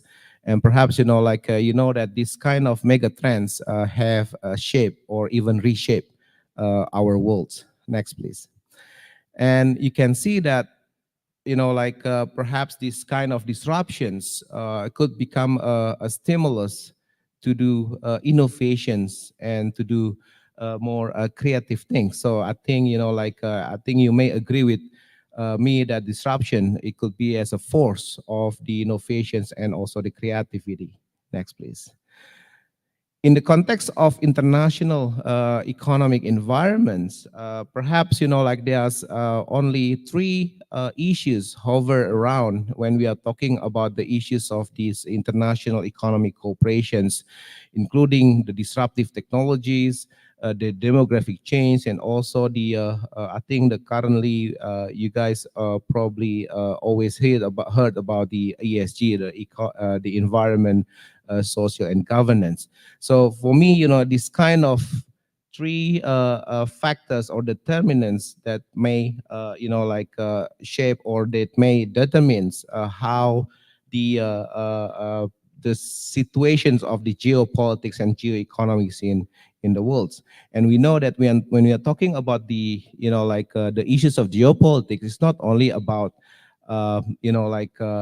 how China and United States trying to, promote their influence. But I think behind that, I believe that the technological race is also part of them. So that's why I think it's very relevant.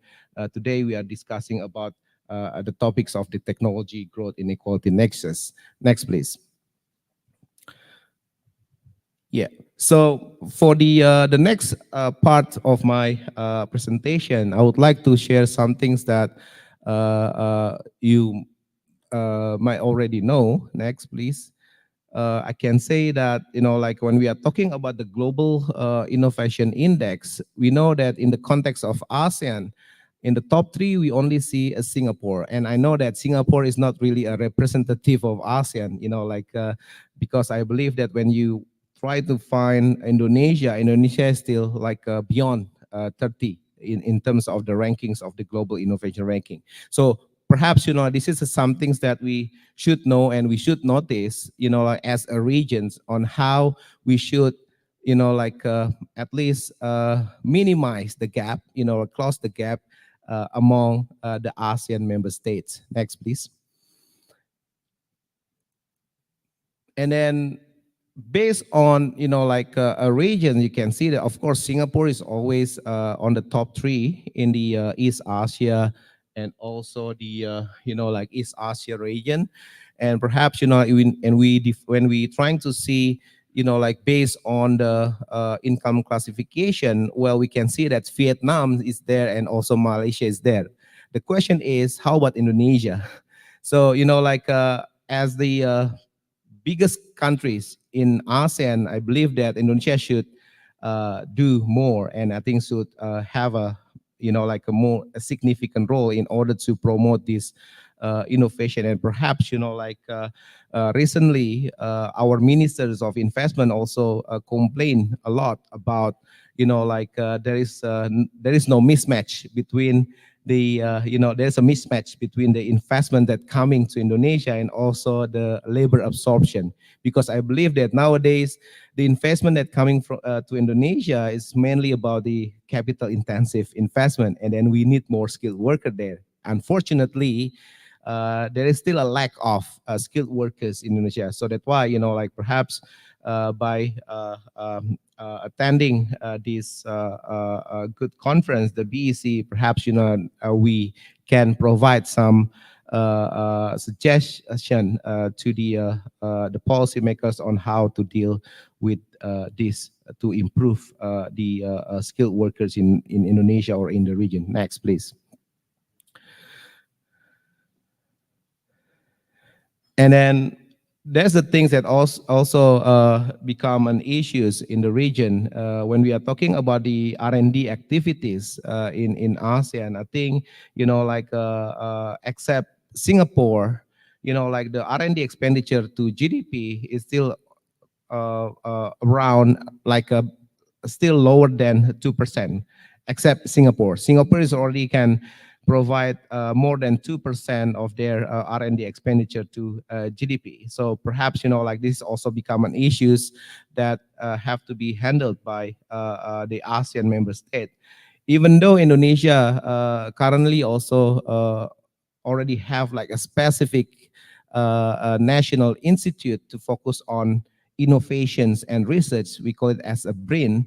Perhaps, like we still, even though it's still not, like it's still very limited time to assess the performance of BRIN, or at least, like this is like a good start, a good momentum in order to, like improve this R&D expenditure to GDP, and perhaps, like it could also improve the outcome, especially focusing on the issues of research and development. Next, please. And then this is the another fact that, like when we are talking about the technology development, we are talking about disruptive technology. I think, like based on the data, the internet penetration ratio in Southeast Asia is still, it's already quite high. Like you can see that most of the countries have more than 90% of the internet penetrations. And even in Indonesia, you can see that the smartphone penetration is already more than 70%.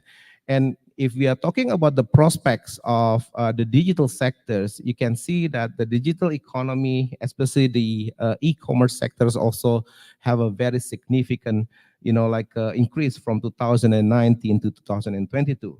From that number, from that figure, or from that, a value of around 35 to 45% is coming from Indonesia. So you can see that in the context of market size, of course, Indonesia still, lead compared to other countries in ASEAN. Next, please. And unfortunately, we know that, well, this is the data in 2018, but I think it's a very good, pictures on how to measure or to assess what's happening in ASEAN when we are talking about the readiness index, the digital readiness index. And you can see that, there are, of course, there are some ASEAN member countries that's already as a leading countries in terms of the readiness, digital readiness in their countries. But as you can see that, the Vietnam and also Indonesia in 2018 still in the nascent, condition. So it's mean that, it's still very far from the leadings, even it's not that potential. But I think, by improving the digital infrastructures, and also the, we are talking about the issues of the BTS. I know it's a part of the digital infrastructure development in Indonesia and still have an issues in Indonesia.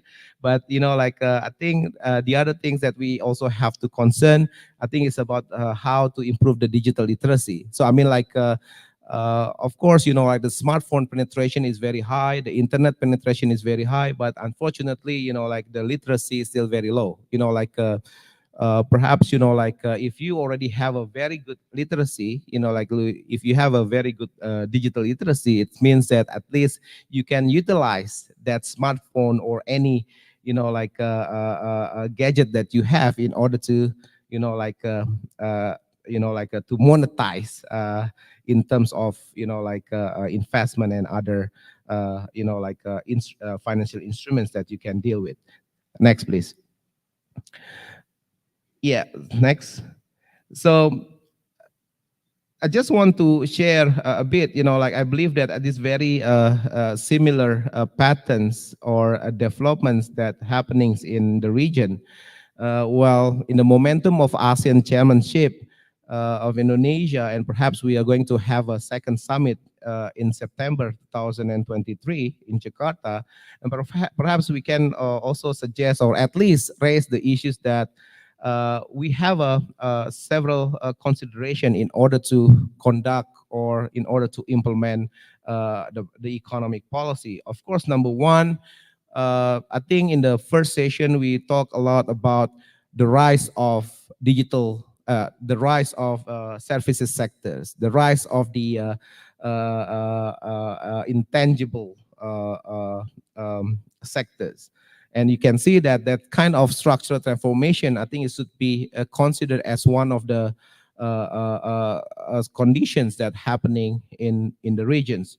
And number two, I think, when we are talking about the population structures, I think it's not only Indonesia, but I think most of the ASEAN member states or ASEAN member countries also will, they will also have a, well, we can say like a bonus in terms of the demography, because I believe that in the next 20 or, in 2050, 2100, I hope that I'm still alive there.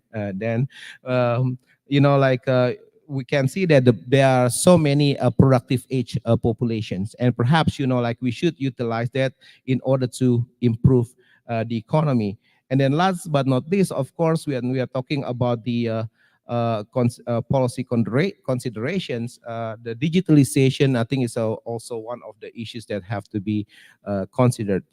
Because the issues of the literacy, infrastructures, and perhaps all those three components could become a stimulus in order to boost our economic growth, in order to realize this social welfare. Next, please. And then when we are talking about the development priorities, Mbak Dian from the Mandiri, from Bank Mandiri, mentions that repeatedly that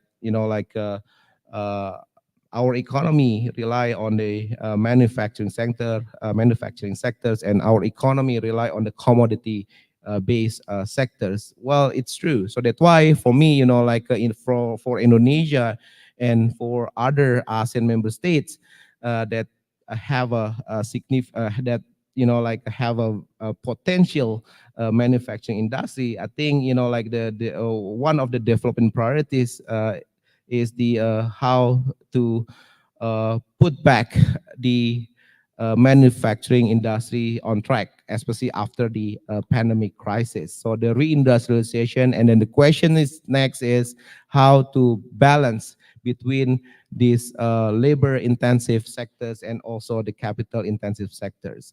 And then, at the end, perhaps we can create more and more high-tech products. Number two, I think, the connectivity is still become, a priority for the ASEAN member state.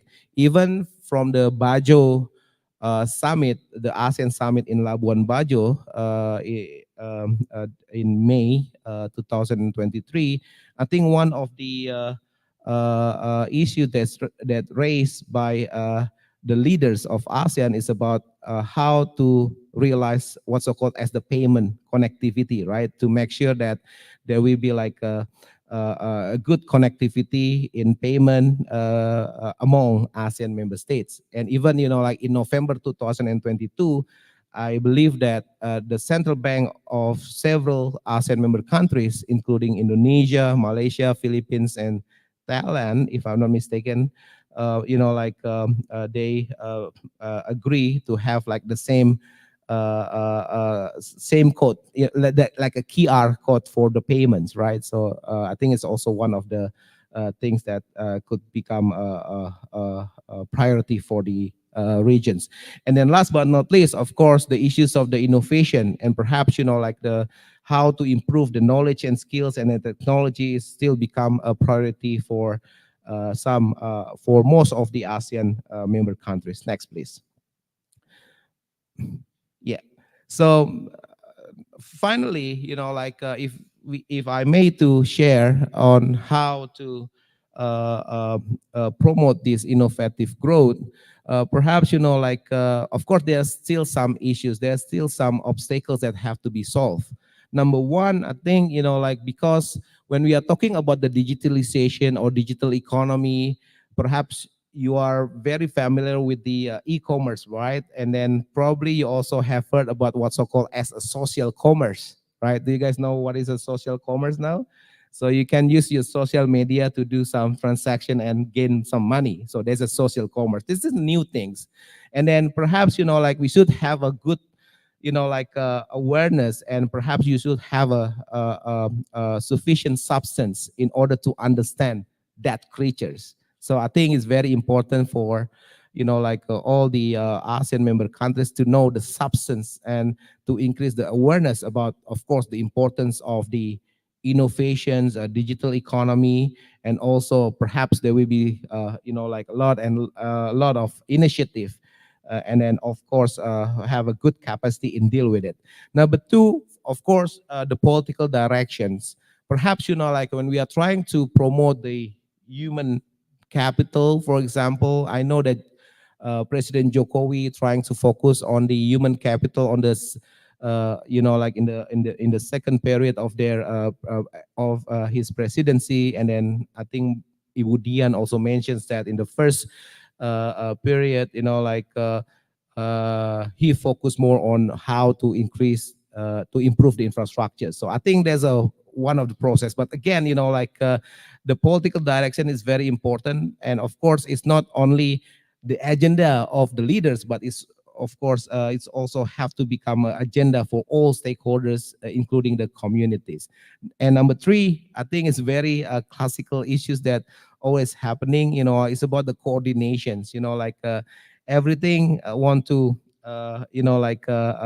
deal with this what's so called as the technology improvement and the digital sectors, but sometimes there will be some overlap, and then sometimes I can say that at the end the outcomes won't be that good. Next, please. So for me, the key is we should have a good regulatory frameworks and also the institutional frameworks. So what does it mean by the regulatory? Of course, since we are going to deal, or we are going to face many new creatures in the future, perhaps we should have a more flexibility and adaptability in terms of the regulation.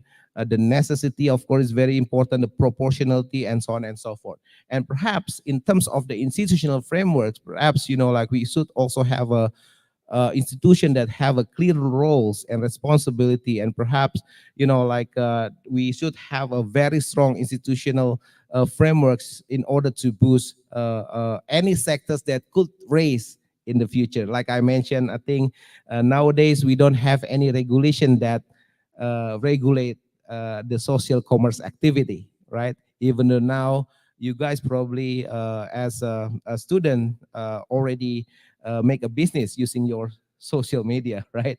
Probably one or two of you. Next, please. And then I think the most important things, we should have a good ecosystems there. I mean, like the ecosystem is supposed to be supported by all relevant stakeholders. It's not only from the public sectors or the government, but also, from the players, perhaps by having the good ecosystems, perhaps, and a good regulatory and institutional frameworks, perhaps, we could also promote that innovative growth. Next, please. Yeah, and then this is my last slide. Next. So in conclusions, I can say that at least there are four main areas that I would like to suggest in order to promote innovative growth in ASEAN.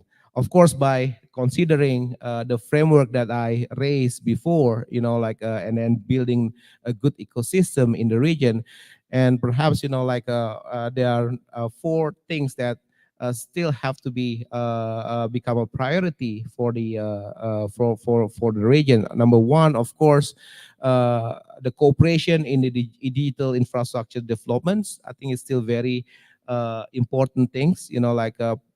Please don't be confused. Why we need more digital infrastructure development. Well, we can say that Indonesia, you think that already have a sufficient digital infrastructures. But if you just go further to the Bandung, to the West Java, and then you go a bit short, in the southern part of Bandung, you sometimes because the area is a bit hilly and then have a lot of hills and mountains, like sometimes you have so many blank spots and then you cannot connect to the internet. So, like you can see, we are not talking about provinces in the eastern part of Indonesia, but we are talking about Tasikmalaya or any cities or regency in the southern part of West Java still have an issue. Number two, I think about the digital governance. So the cooperation in digital governance, I think is very important. Like we may have a lesson learned or best practices from other regions. Well, of course, in terms of this digitalization, sometimes the region or ASEAN trying to like learn from the EU context, like how to deal with these issues of the cross-border, like talking about the intellectual property rights and so on and so forth. Number three, I think it's very obvious to cooperate intensively in the digital economy, and we know that there are so many tech or tech company that like willing to operate in Indonesia, because I can say that Indonesia or even in the regions, because I think the regions have a very good market size in order to improve the performance of the companies. And last but not least, I think we are talking about the human capacity building. I think we need more and more talents. Like I said before, like we should have more and more skilled workers, and perhaps Prasetya Mulia also could contribute, like Professor Marcus just mentions. I think like there's a lot of things that we can do in order to improve the human capital in Indonesia, especially through the Prasetya Mulia channel. I will stop there. Looking forward to the Q&A session. Thank you very much, and wassalamualaikum warahmatullahi wabarakatuh.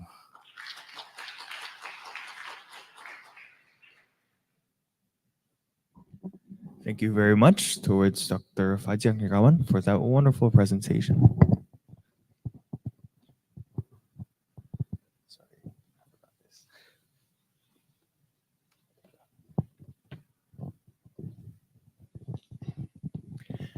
And we now have our second keynote session before we head over to our tabletop and Q&A session with our second speaker, that being Mr. Reynaldo Suryandarbu. And so, who is he? He is a distinguished faculty member at Universitas Prasetya Mulia, and coincidentally also one of my faculty members personally. His expertise lies in the realms of macroeconomics and inequality, particularly in Indonesia and the broader ASEAN context. Now, it's very clear that I, and I'm very sure all of you, are very eager to hear his perspectives on the topic that he'll be bringing today, which will be regarding macroeconomic and inequality in Indonesia and broader ASEAN region. And so, without further ado, I would like to hand the stage to Mr. Darbu.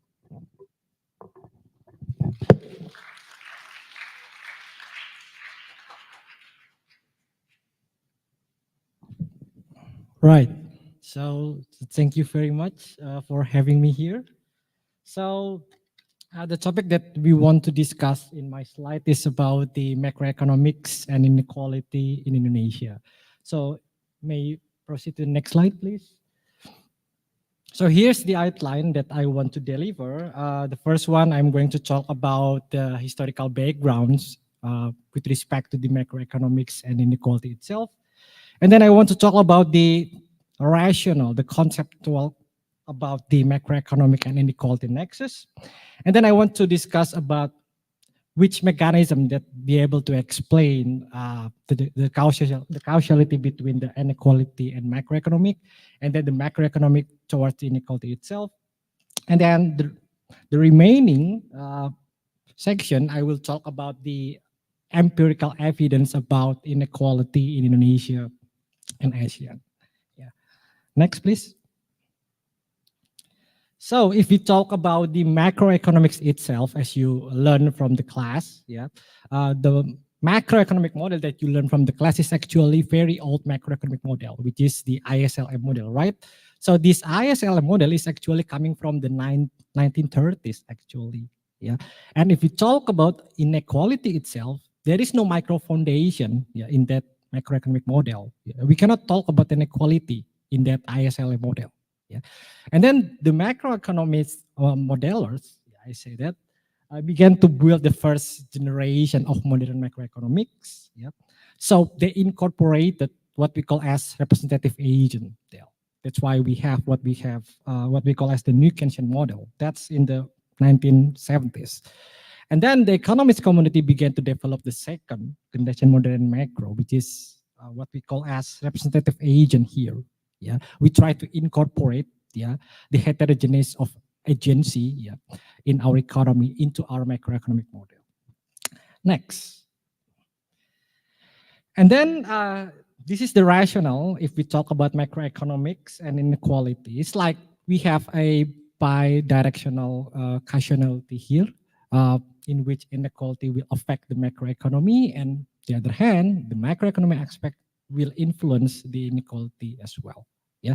So if you look at this logic here, we can say that if, let's say, there is a macroeconomic shock, yeah, it will influence heterogeneously, yeah, towards every individual in the society, yeah. And this heterogeneity of effect is actually coming from the problem of inequality itself, yeah. Next, please. So in this slide, I try to divide the mechanism on how the macroeconomy influence inequality and how inequality influence the macroeconomy. So if you look at this slide here, actually the problem in the inequality can influence the macroeconomy to several mechanisms. The first one is coming from the demand side. Yeah. If we talk about the demand side here, we talk about the consumption, yeah, which is quite dominant in our economy in Indonesia. And if you compare the consumption level between the rich and the poor, it seems that almost 100% of spending from the poor is going to the consumption. But this is not the case if we talk about rich income classes. They spend only 10%, maybe 20% of their income that goes to consumption. So there is inequality in consumption itself, yeah, in the society. And then we can talk about the supply side. Yeah, there is a constraint on education, there is constraint on capital or maybe soft skills, entrepreneurial skills that can actually shape and limit, yeah, our economic growth. Yeah, so that's the mechanism from the inequality that goes to macroeconomy. Next slide.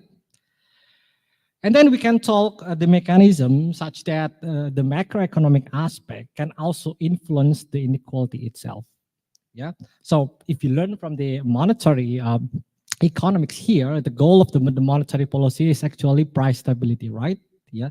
So if there is, let's say, inflation, yeah, there is economic shock, yeah, oil shocks, for example, that, you know, induce the level of inflation, it will affect the purchasing power, right? Yeah. If we know that actually the inequality level is quite bad in the society, then it will have, you know, very bad outcome, yeah, to the further inequality level. And then we have what we call as fiscal footprints. Yeah, you learn from the fiscal policy class that, you know, fiscal policy is about revenue and taxes from the government, right? Government and taxes and government expenditure. Yeah, let's say the government issues government bonds and they need to repay back the government bonds, right? And the issuance of bond to some extent may limit the fund for government in order to, you know, keep the level of fund for inequality reduction programs. Yeah, so that's kind of thing. And then we have institution here. We talk about corruption, fairness, politics, and distribution of power here. Yeah, so if we talk about this institution here, this institution, yeah, actually shapes our economic system. Yeah, in which our economic system will shape the individual's ability to get resources, the individual's ability to get opportunities. Yeah. So if you look at this aspect here, yeah, it will boil down into the business cycle. Yeah. So from the theoretical aspect, if we talk about business cycle, yeah, there is, you know, economic downturn and economic expansion. Yeah. We know that if we talk about economic downturn, yeah, economic downturn will increase the inequality, and while the economic expansion will reduce the inequality. So let's have a look at Indonesian case here. Yeah, as you know from the next slide, if we talk about inequality, yeah, one measurable unit that we can use is actually Gini coefficient index. Yeah, and if you look at this time series of Gini coefficient here from Indonesia, I have 3 arrows here. The red arrow that point in the period during the 1997 Asian crisis. As you can see there, look, Asian crisis made our inequality in a better direction. Yeah. This is counterintuitive with our theoretical background in which economic recession creates higher inequality. So what was happening then? Yeah. So in 1997, it seems that individuals that connected to the higher income, yeah, were badly affected, yeah, during that period. That's the reason why we had a decline in inequality back at the period. Yeah.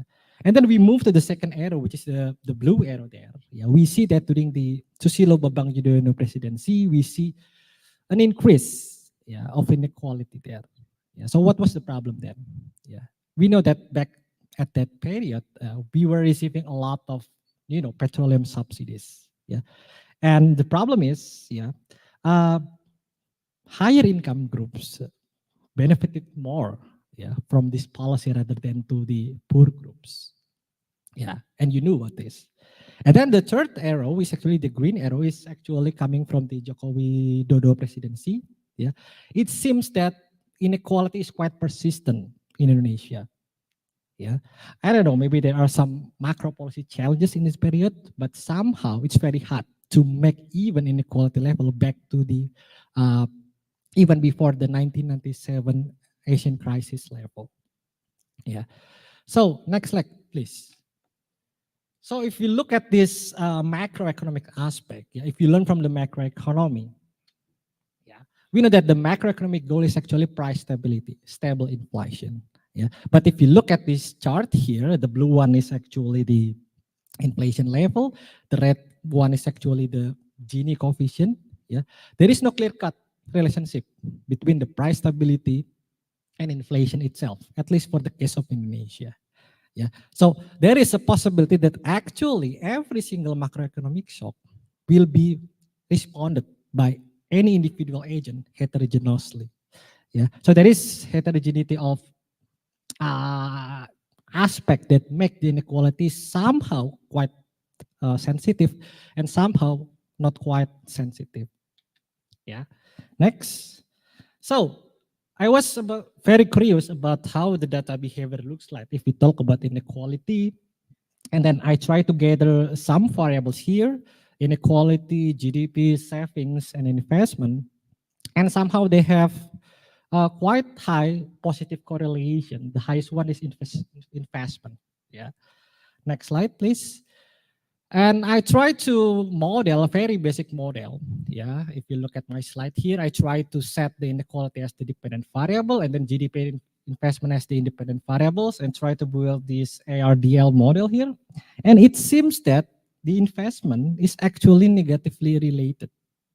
Yeah, to the, investment is positively related, yeah, with inequality.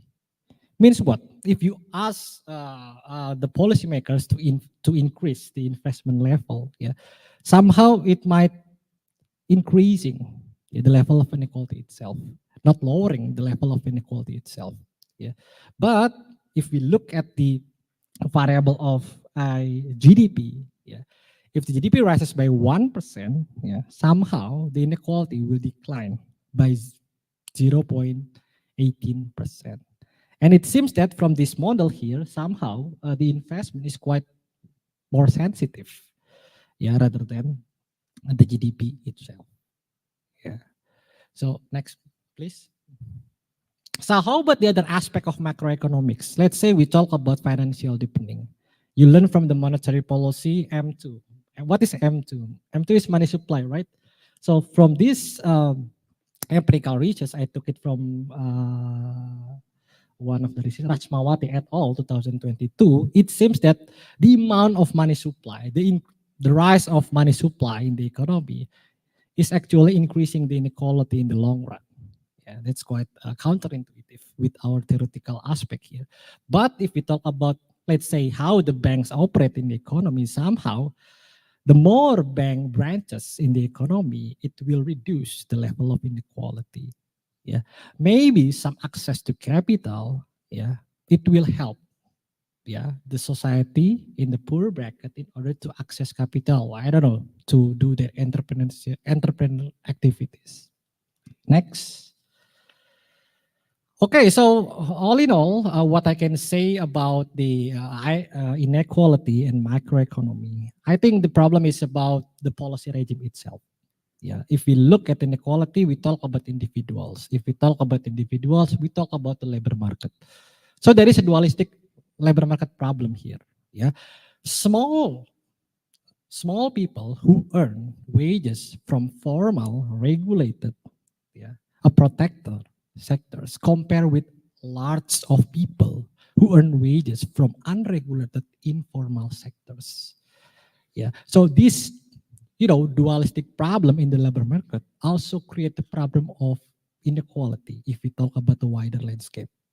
Yeah, and then what else? Education.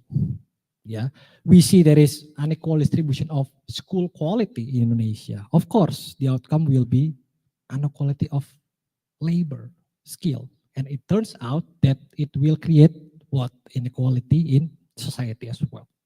Yeah, and then we can talk about the industrial sector here, the heterogeneity of industrial. Some industry take more labor, some industry take more capital on it, so it depends on the industrial policy strategy itself. Right, so how about the inequality in the ASEAN level? Please, next slide. Hello. Yeah, so if you look at this inequality in ASEAN, yeah, at least we can compare Indonesia with Philippines and Thailand here. Yeah, so if you look at this data here, somehow we are not quite good enough, yeah, in reducing the inequality. Yeah, while we have an upward trend of inequality, our peers such as Philippines and Thailand, they have a downward trend of inequality. Yeah. So what makes this happen? We know that actually Asian economies, they grow quite faster than our, counterparts in the European countries. So what happened? Next slide, please. Yeah. So if you look at this slide here, we know that actually Asian countries, they produce quite, higher than average GDP growth. But somehow, if we talk about the inequality index, Gini index, yeah, it seems that GDP alone cannot solve the problem of inequality, at least in ASEAN. Yeah, next. So if I look at the income distribution, yeah, I have several countries here. Let's say I look at Indonesia here. Yeah. So if you look at the left chart there, income share held by the richest 20%, it seems that the Indonesia back in 1990s, yeah, the richest 20% hold 40% of income of Indonesia. But in the 2010s, it becomes 45%. Yeah. How about the right chart? Yeah. Income share held by the poorest 20%. Yeah. In the 90s, yeah, the poorest 20% hold around 9% of overall income. Yeah. But in 2010s, yeah, it declines to around 7%. Yeah. So I can say that some countries perform better in terms of reducing the inequality. But Indonesia, we are just having a different trajectory compared to our peers. Yeah. Yeah. Next. So I try to gather the reason, yeah, why actually the inequality is quite persistent, at least in ASEAN, and I found one journal here. It's actually, they say that the rise of fiscal effort, the budget, yeah, for reducing the inequality, yeah, is actually quite important. Yeah. Yeah. Next. So here are my key points here. Yeah, the first one is sometimes, yeah, me myself as an economist ignore the unequal distribution of economic shock. Yeah, we try to use macro model, but somehow we lack of micro foundation on it. Yeah, so do I. Yeah, not only the other of my colleagues. And then for Indonesian case, actually, yeah, the macro stability does not guarantee that inequality will decline, yeah, at least to some extent here, yeah. And the policy regime, yeah, has contributed to the rising inequality. Yeah, we talk about labor market, we talk about the education sector there, yeah. And for Asian case here, yeah, still Indonesia is still lag behind compared to our peers here, yeah. So my proposal is actually in order to solve this, inequality problem, I think, yeah, we should focus on the supply side rather than the demand side, yeah, of our economy itself. Yeah, we hope it can help to reduce our inequality. Yep, I think that's all from me. Thank you very much.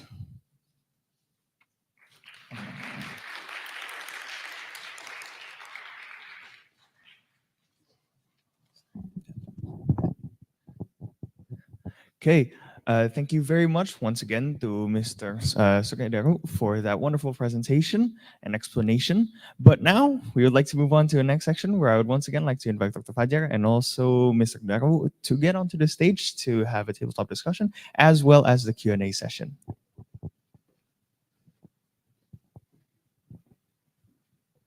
And I would also like to request the operators team to also help bring forth 2 microphones, please. Thank you.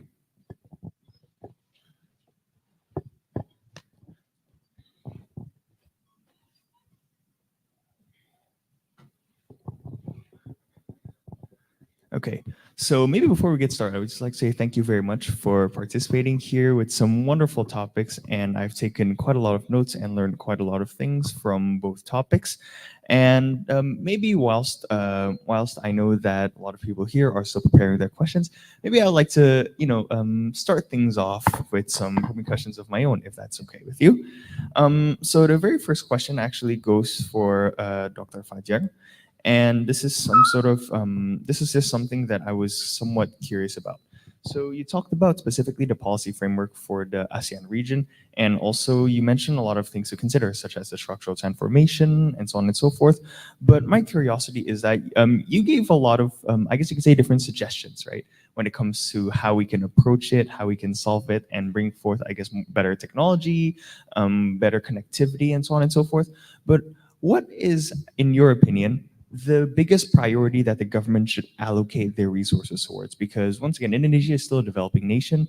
We don't have all the resources in the world, like as you can say, to like, for example, if we want to plant more fiber optics, but we also want to have more connectivity within the more rural regions, it's not possible for us to tackle everything at once. What do you think is the main priority?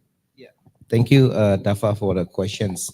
Well, I think, in the context of Indonesia, because, my presentation, of course, trying to focus more broad, in the ASEAN context. But okay, we can, focus on Indonesia. Well, I can say that when we are trying to, I trying to mention some, policy consideration and also development priorities, because, we have to consider those things before we're trying to, formulate or implement the policy. Because usually, our government nowadays always trying to, focus on the evidence-based policy formulations, right? But unfortunately, there are several policy that not really based on the evidence, they just, some spontaneous policy, economic policy that finally have no good outcome. So the reason why I trying to prioritize that, and when you ask me which one, the first thing first, of course, we can start with the easy things, which is the digital infrastructures, because we need the hardware first, and after that, of course, we are trying to train more and more people who have a good knowledge and skills in order to deal with the updated things that race nowadays. So the literacy is very important, besides that, that's the skills point of view.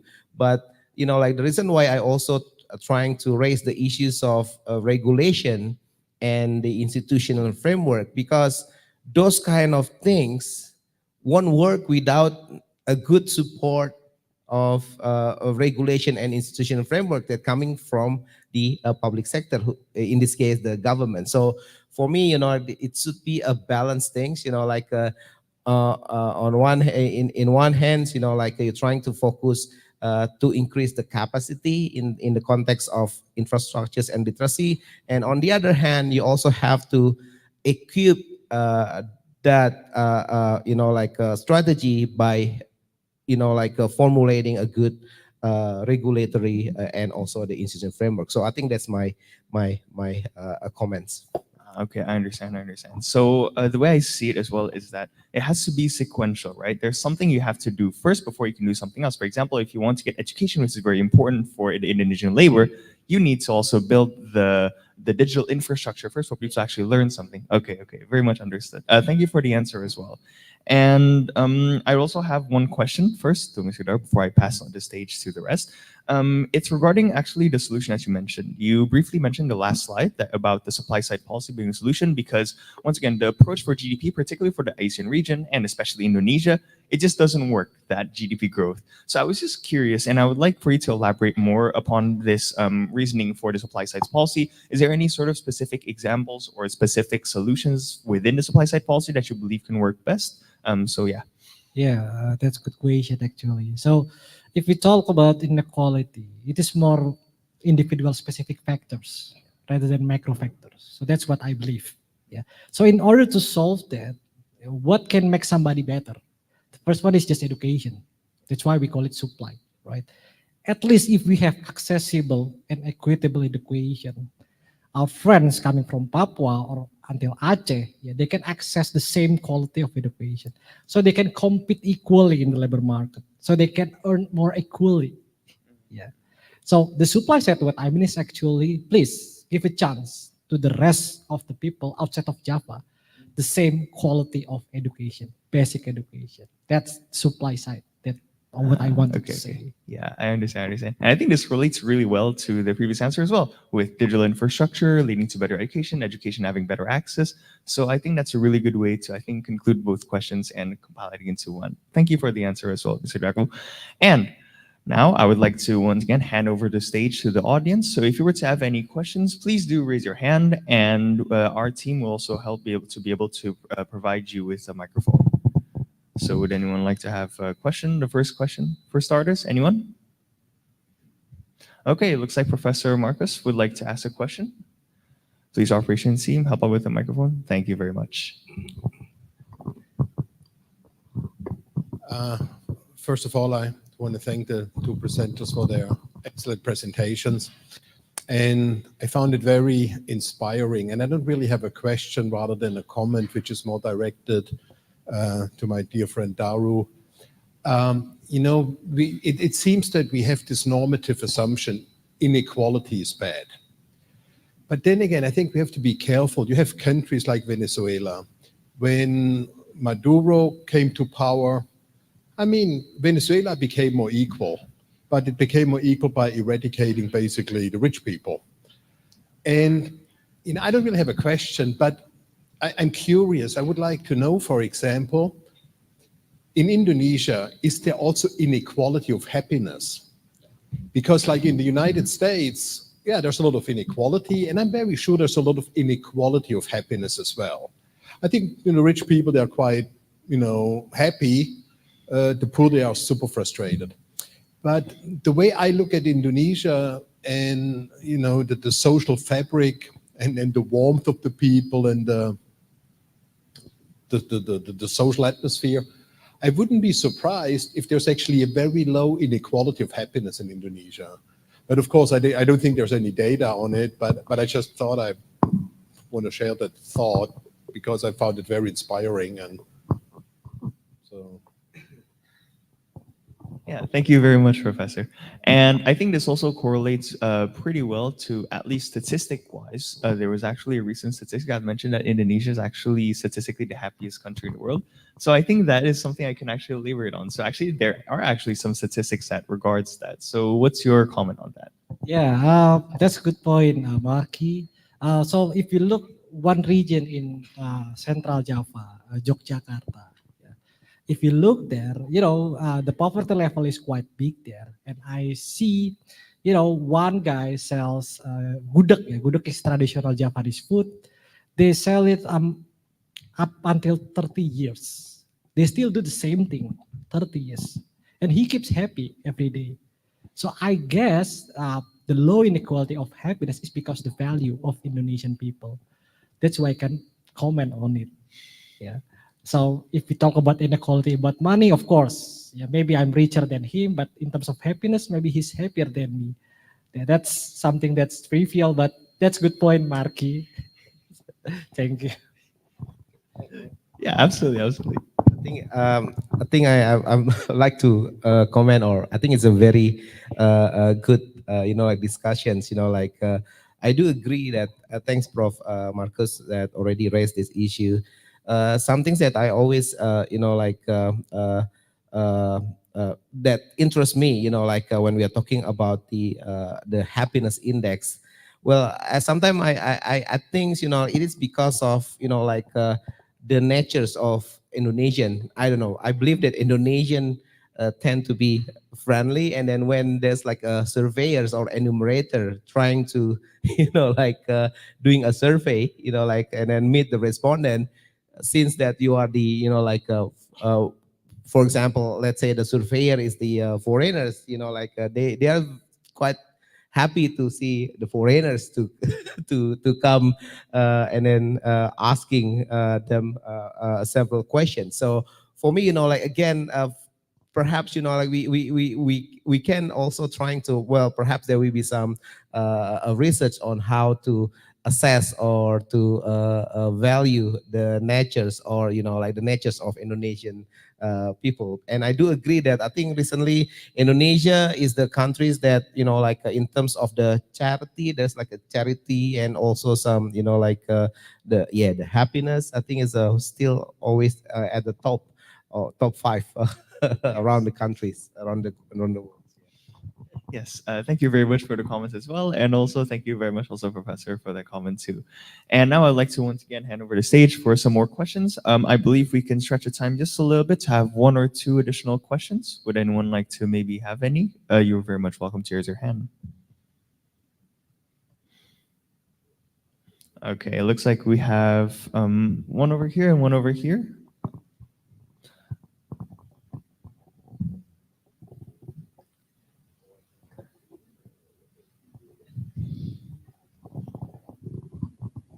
Before, thank you very much for Dr. Fajar and Sir Daru for your presentation. I actually have a question. So you said before that the government should have a regulatory policy for online businesses or digital business environment. And I do think that this is a very important and crucial issue because I have seen news regarding manufacturers online selling products and at the same or even below the prices they sell to the distributor. And this causes chaos due to now some part of the business cannot run due to the business digitalization. So I'm asking, what are your opinions or thoughts regarding the kinds of regulatory policies that could be implemented and all parties can oblige to? So that's my question. Thank you.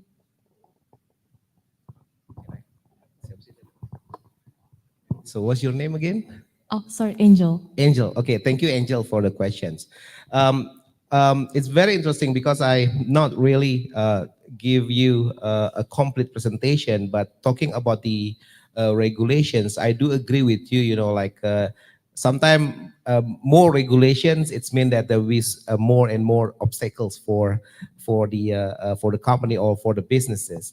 Well, again, so that's why when we are talking about these regulatory frameworks, my concern is because we are we will face so many new creatures in the future. So perhaps, we should, we should anticipate with a good regulation. And the regulation is not, sometimes you are thinking about the regulation always top down. So it's like a government, and then they're trying to regulate everything for the players.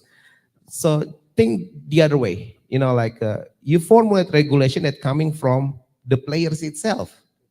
So it's kind of like a bottom-up approach. Sometimes, like it's some things that probably it's very, less possibility to do that, but at least, like you can as a players or, like as a companies that already operates, you mentioned anything about there's so many tech companies nowadays, right? I mean, like, for example, even the social commerce, there is no regulation about social commerce nowadays.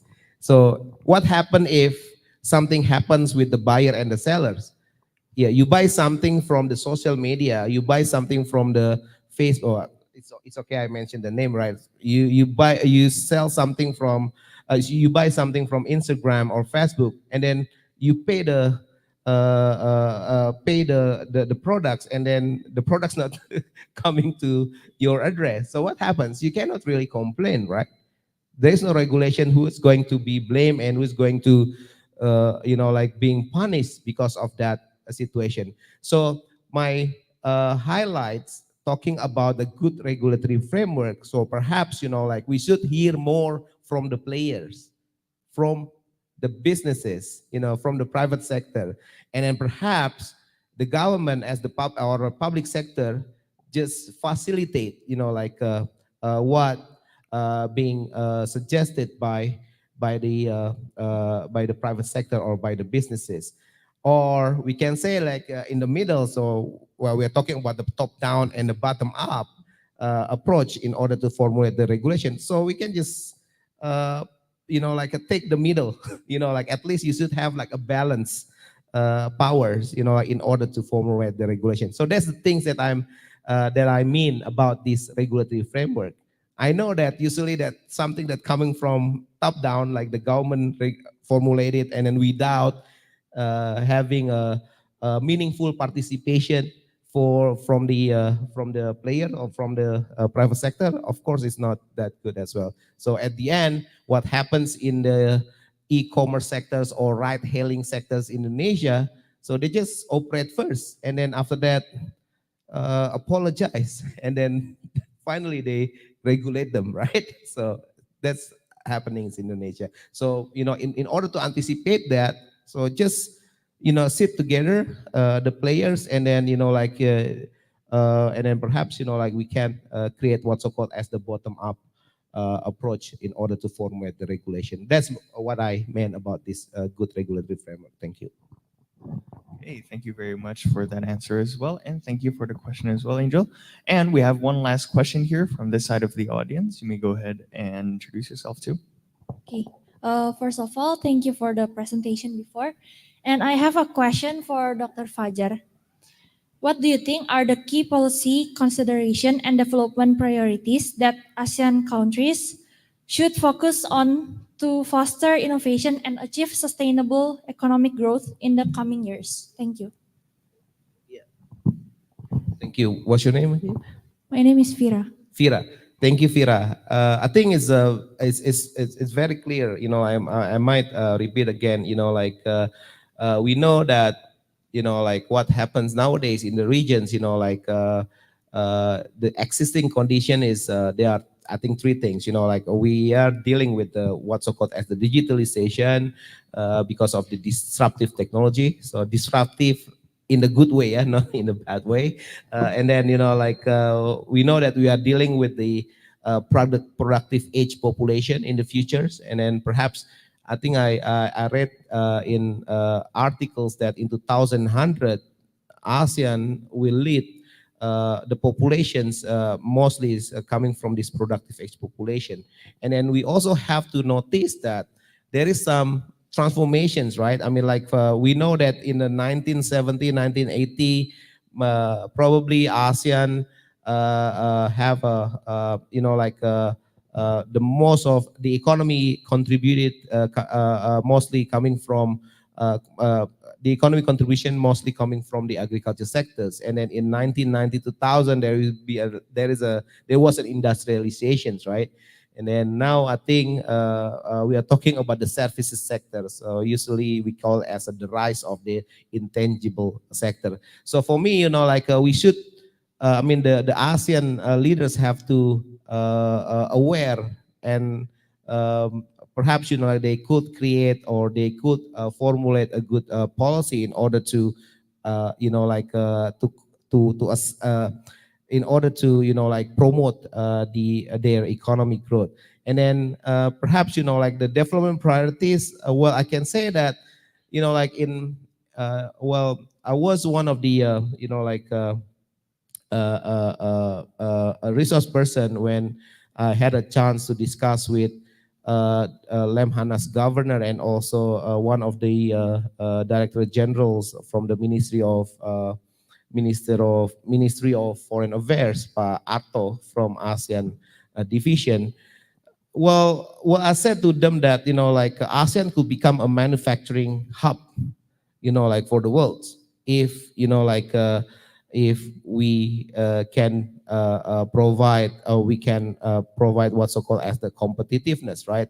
Vietnam can perform very well, like so that's why like there are some relocations of the investment that going to Vietnam. So for me, like perhaps those three policy consideration and development priorities, I think the manufacturing still become the very essential sectors for ASEAN, and perhaps the issues of the innovation and the connectivity could become one of the things that we have to consider in order to promote growth in ASEAN. And perhaps like payment connectivity, and also I think the other agenda for ASEAN is trying to realize the electric vehicles ecosystem in ASEAN, right? So basically it's again about the technology related products.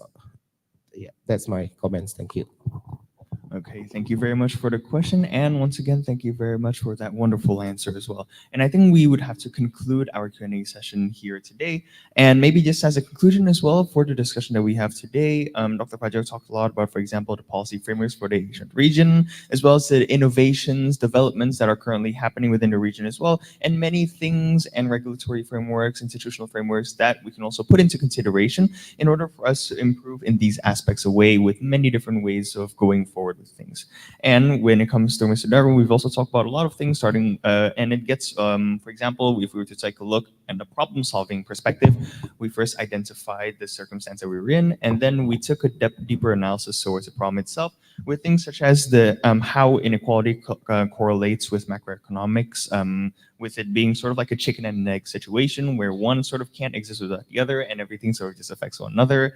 The equality that happens, how macroeconomics affect inequality, and really the factors that come into play with things such as investments and GDP, and how things sort of contradict what we might have thought logically. But then we were able to take a look at a deeper analysis and hope that everyone also found that very interesting as well.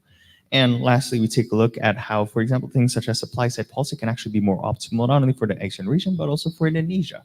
And so, with that being said, I would like to conclude this tabletop discussion as well as the Q&A. Thank you very much, everyone, for your attendance, for your attention, and also, once again, a huge thank you towards our speakers for taking their time today to have that amazing presentation and also to answer everyone's question. We maybe have a round of applause for our presentation.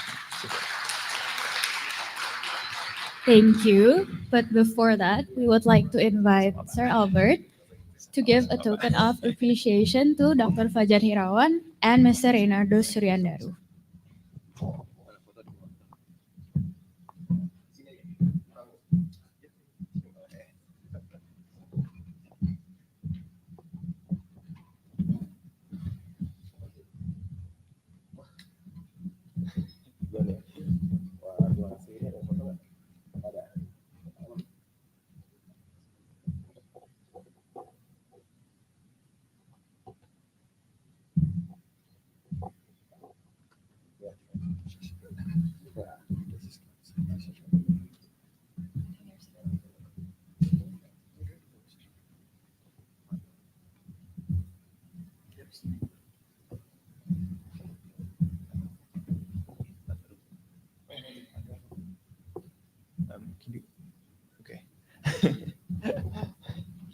Okay. Next up, we also have the award for Mr. Darwin.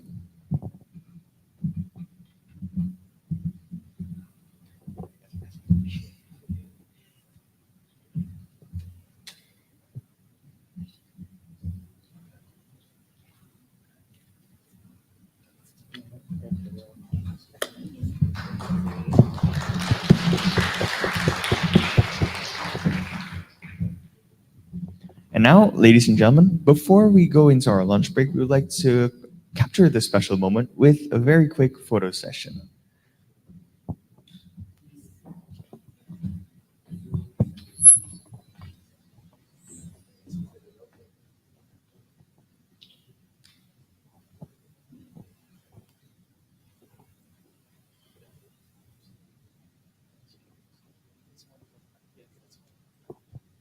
Okay, so this photo session will involve everyone here within the room. The photographer will go onto the stage. So everyone, please have your biggest smiles and get ready to take your photo taken.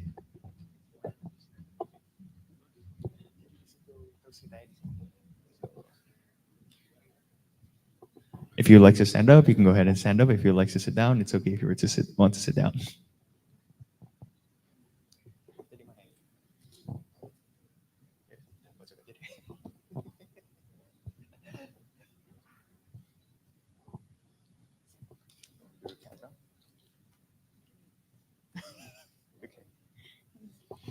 All right, so everyone, please do take your positions, and I will do the countdown for the photos. We will take 3 photos. Okay, looks like everyone is ready, so I will count it down. Is the photographer ready? Okay, 1, 2, 3. All right, another time. 1, 2, 3. And the last one, freestyle maybe. 1, 2, 3. All right, perfect. Thank you very much, everyone, for participating in that very quick photo session.